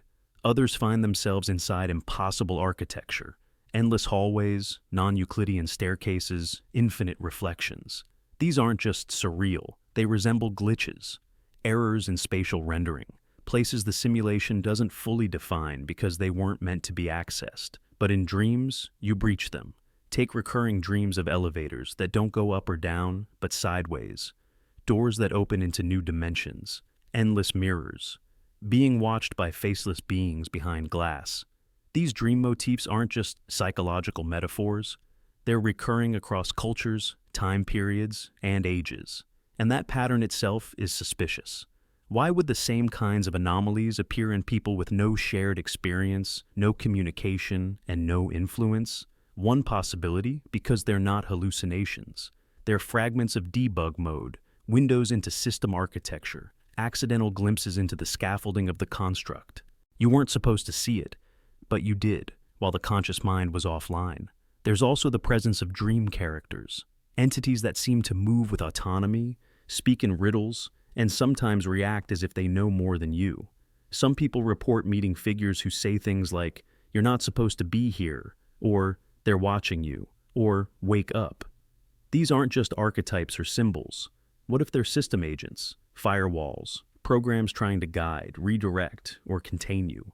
In lucid dreams, where you realize you're dreaming and take control, people often describe an abrupt collapse of the dream, a hard reset, being forcefully awakened, or encountering a presence that tries to stop the lucidity. That's not just your brain snapping you out, it could be the simulation auto-correcting, preventing an unauthorized deep dive. Even more chilling is the phenomenon of shared dreams. Two people dreaming the same place, the same events, without knowledge of each other's experiences.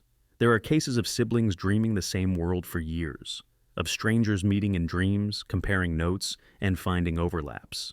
If reality is a simulation, these could be network bleed-throughs. Crosstalk between user partitions. Two consciousnesses accidentally routed through the same virtual space. The most intense part of this theory is what it implies about memory. Déjà vu? That moment where you feel like you've lived this before? It could be a cache error, your brain recalling data it was fed during a dream, where you previewed events before they rendered in waking reality. Or worse, it could be a loop, a segment of the simulation repeating itself. You're caught in a subroutine. Dreams also frequently feature impossible technology, interfaces you've never seen but instantly understand, strange machines, unknown languages you can somehow read. These may be the original code, pieces of the base reality bleeding through, or artifacts from previous simulations, old frameworks not fully scrubbed.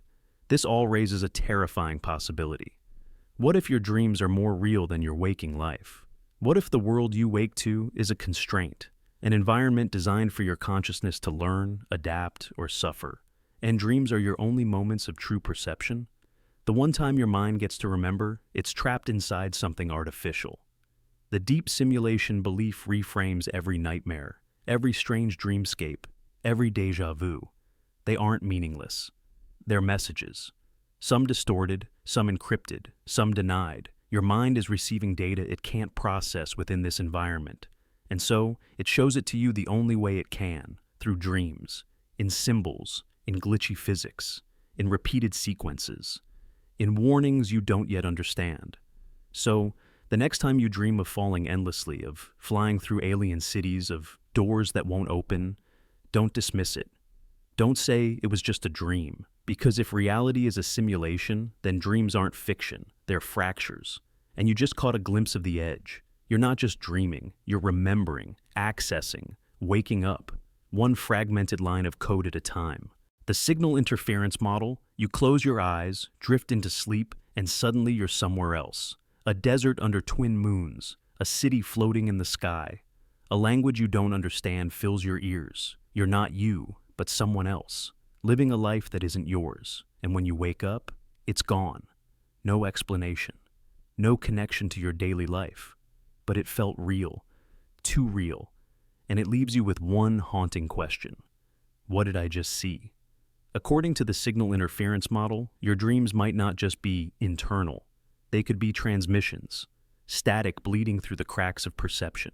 The idea is bold, even unsettling, that dreams are the result of your brain acting like a cosmic antenna, picking up faint, scattered echoes from distant realms of existence. Not hallucinations, not memories, but signals from somewhere else entirely. Imagine the brain as a receiver, an organic structure fine-tuned by evolution to process and decode information from our environment. Sight, sound, touch, thought. But what if, under certain conditions, like sleep, when the conscious mind shuts down and brainwave patterns shift dramatically, this receiver opens to frequencies beyond our local reality?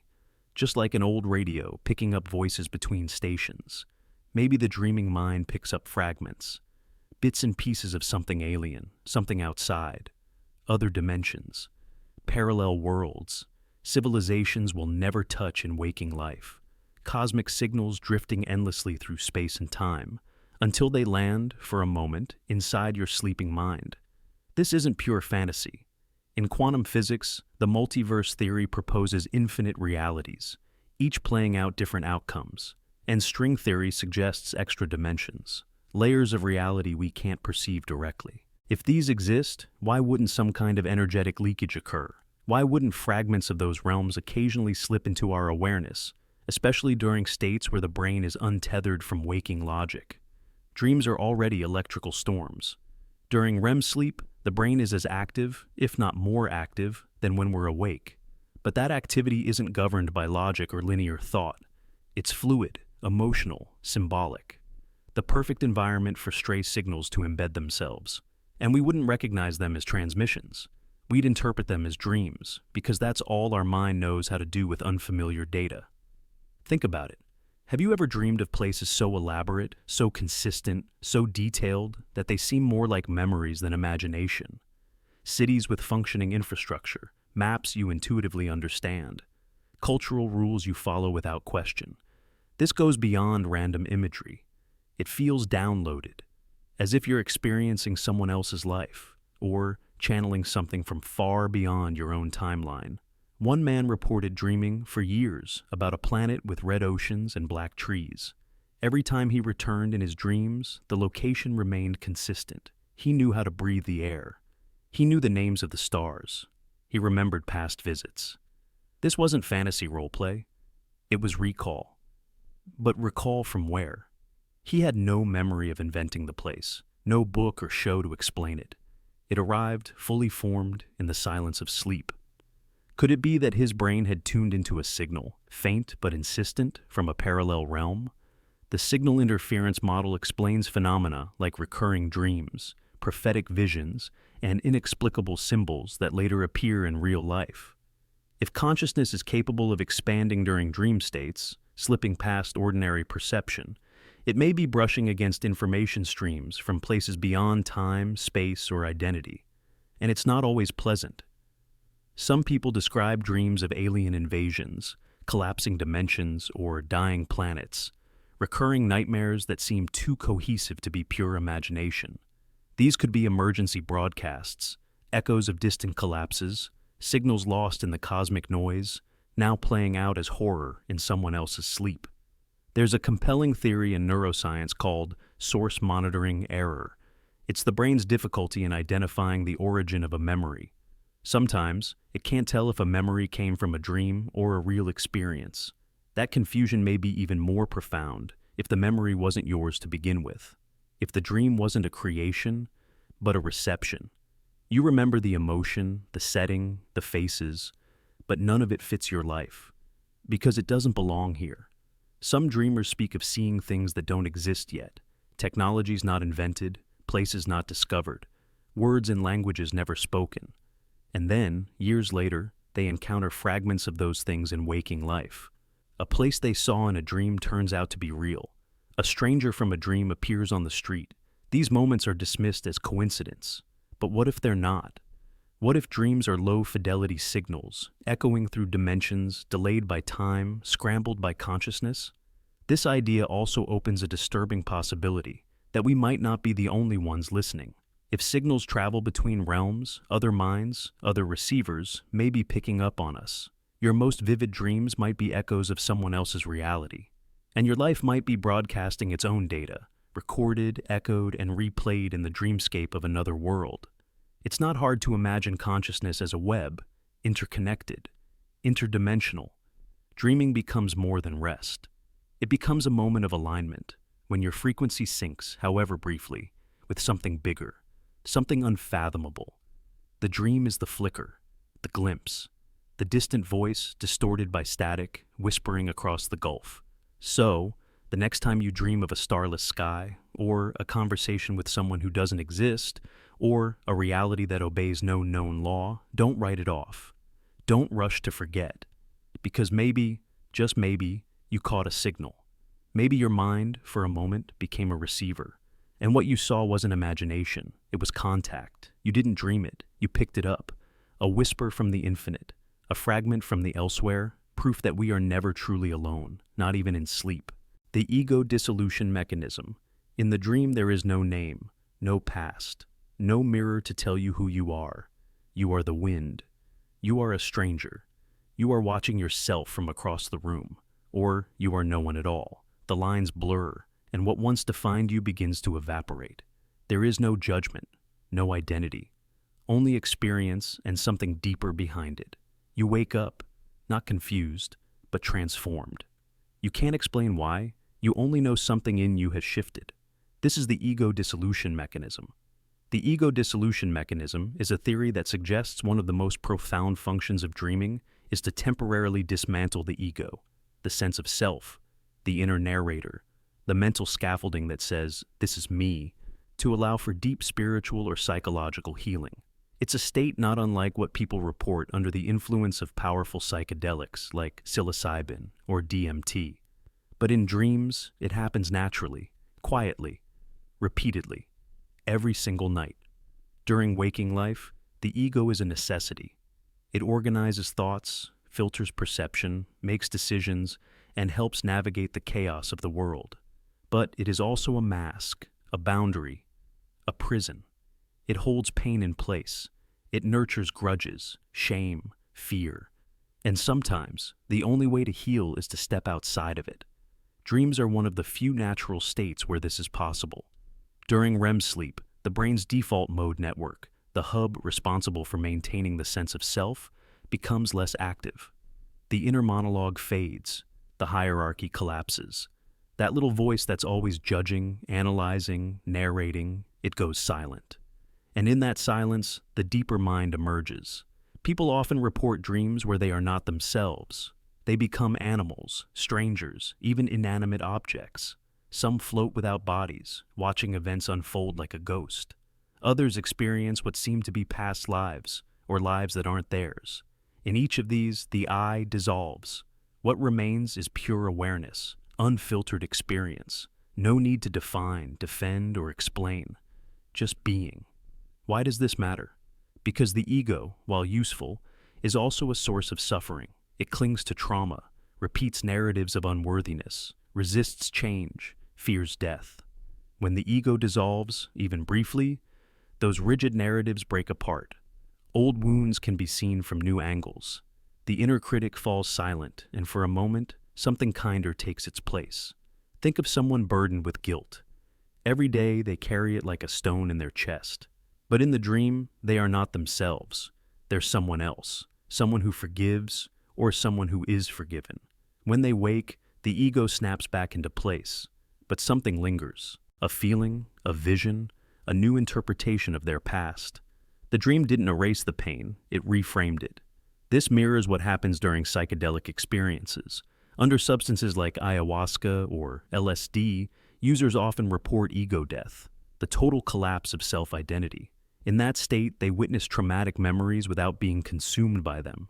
They see themselves as part of something larger. They cry, they heal, they come back changed. It's overwhelming, but it's also liberating. Dreams do the same thing, but in symbolic form. A woman dreams she's a bird, soaring above a burning forest. She watches her childhood home turn to ash, but feels no fear, only clarity. She is not trapped in the flames, she is above them. When she wakes, she realizes she's been clinging to a past that no longer serves her. The dream didn't show her a literal solution. It showed her how to feel differently. The ego was bypassed. Healing was allowed. Children experience this naturally. Their dreams are wild, fluid, surreal. Their egos are not yet fully formed, so their dream selves shift constantly. This is one reason children recover from emotional wounds faster. They don't defend them. They process, they transform, and they move on. Adults, however, have rigid egos. We clutch our identities tightly, even when they hurt. That's why the ego must be softened, even dismantled, for true change to occur. And dreams do this gently. Not every dream is profound, but the ones that strike you, the ones that stay, often carry within them this echo of ego dissolution. You wake up unsettled, not because of what happened, but because of how little control you had. You weren't you. And that's the point. Therapists using dream analysis have long noticed this. Clients who feel powerless often dream of being giants, or dragons, or unseen forces. Those who feel trapped dream of being underwater or flying. The dream self reshapes identity not with logic, but with symbol, and symbols bypass the ego's defenses. There's also a mystical dimension. In some traditions, dreams are seen as visits to other planes, places where the soul sheds the illusion of identity and reconnects with the source. Buddhists speak of the bardo, the dreamlike state between death and rebirth. Shamans speak of spirit journeys. Even Carl Jung described dreams as a descent into the collective unconscious, a realm where the personal I is swallowed by archetypes, myths, and truths older than language. The ego dissolution mechanism fits into all of this. It is not a glitch, it is a feature. A built-in system of psychological maintenance. When the ego becomes too rigid, too wounded, too loud, the dream dismantles it, and in its place, something soft emerges: insight, peace, self-compassion. Of course, the ego rebuilds itself in the morning. It must, but the cracks remain, and through those cracks, healing light seeps in. So, The next time you wake from a dream and feel alien in your own skin, don't resist it. You may have just experienced a miniature ego death. You may have just seen yourself without the mask. And you may never be quite the same again. Because in the dream world, the self dissolves not to erase you, but to rebuild you, stronger, softer, whole,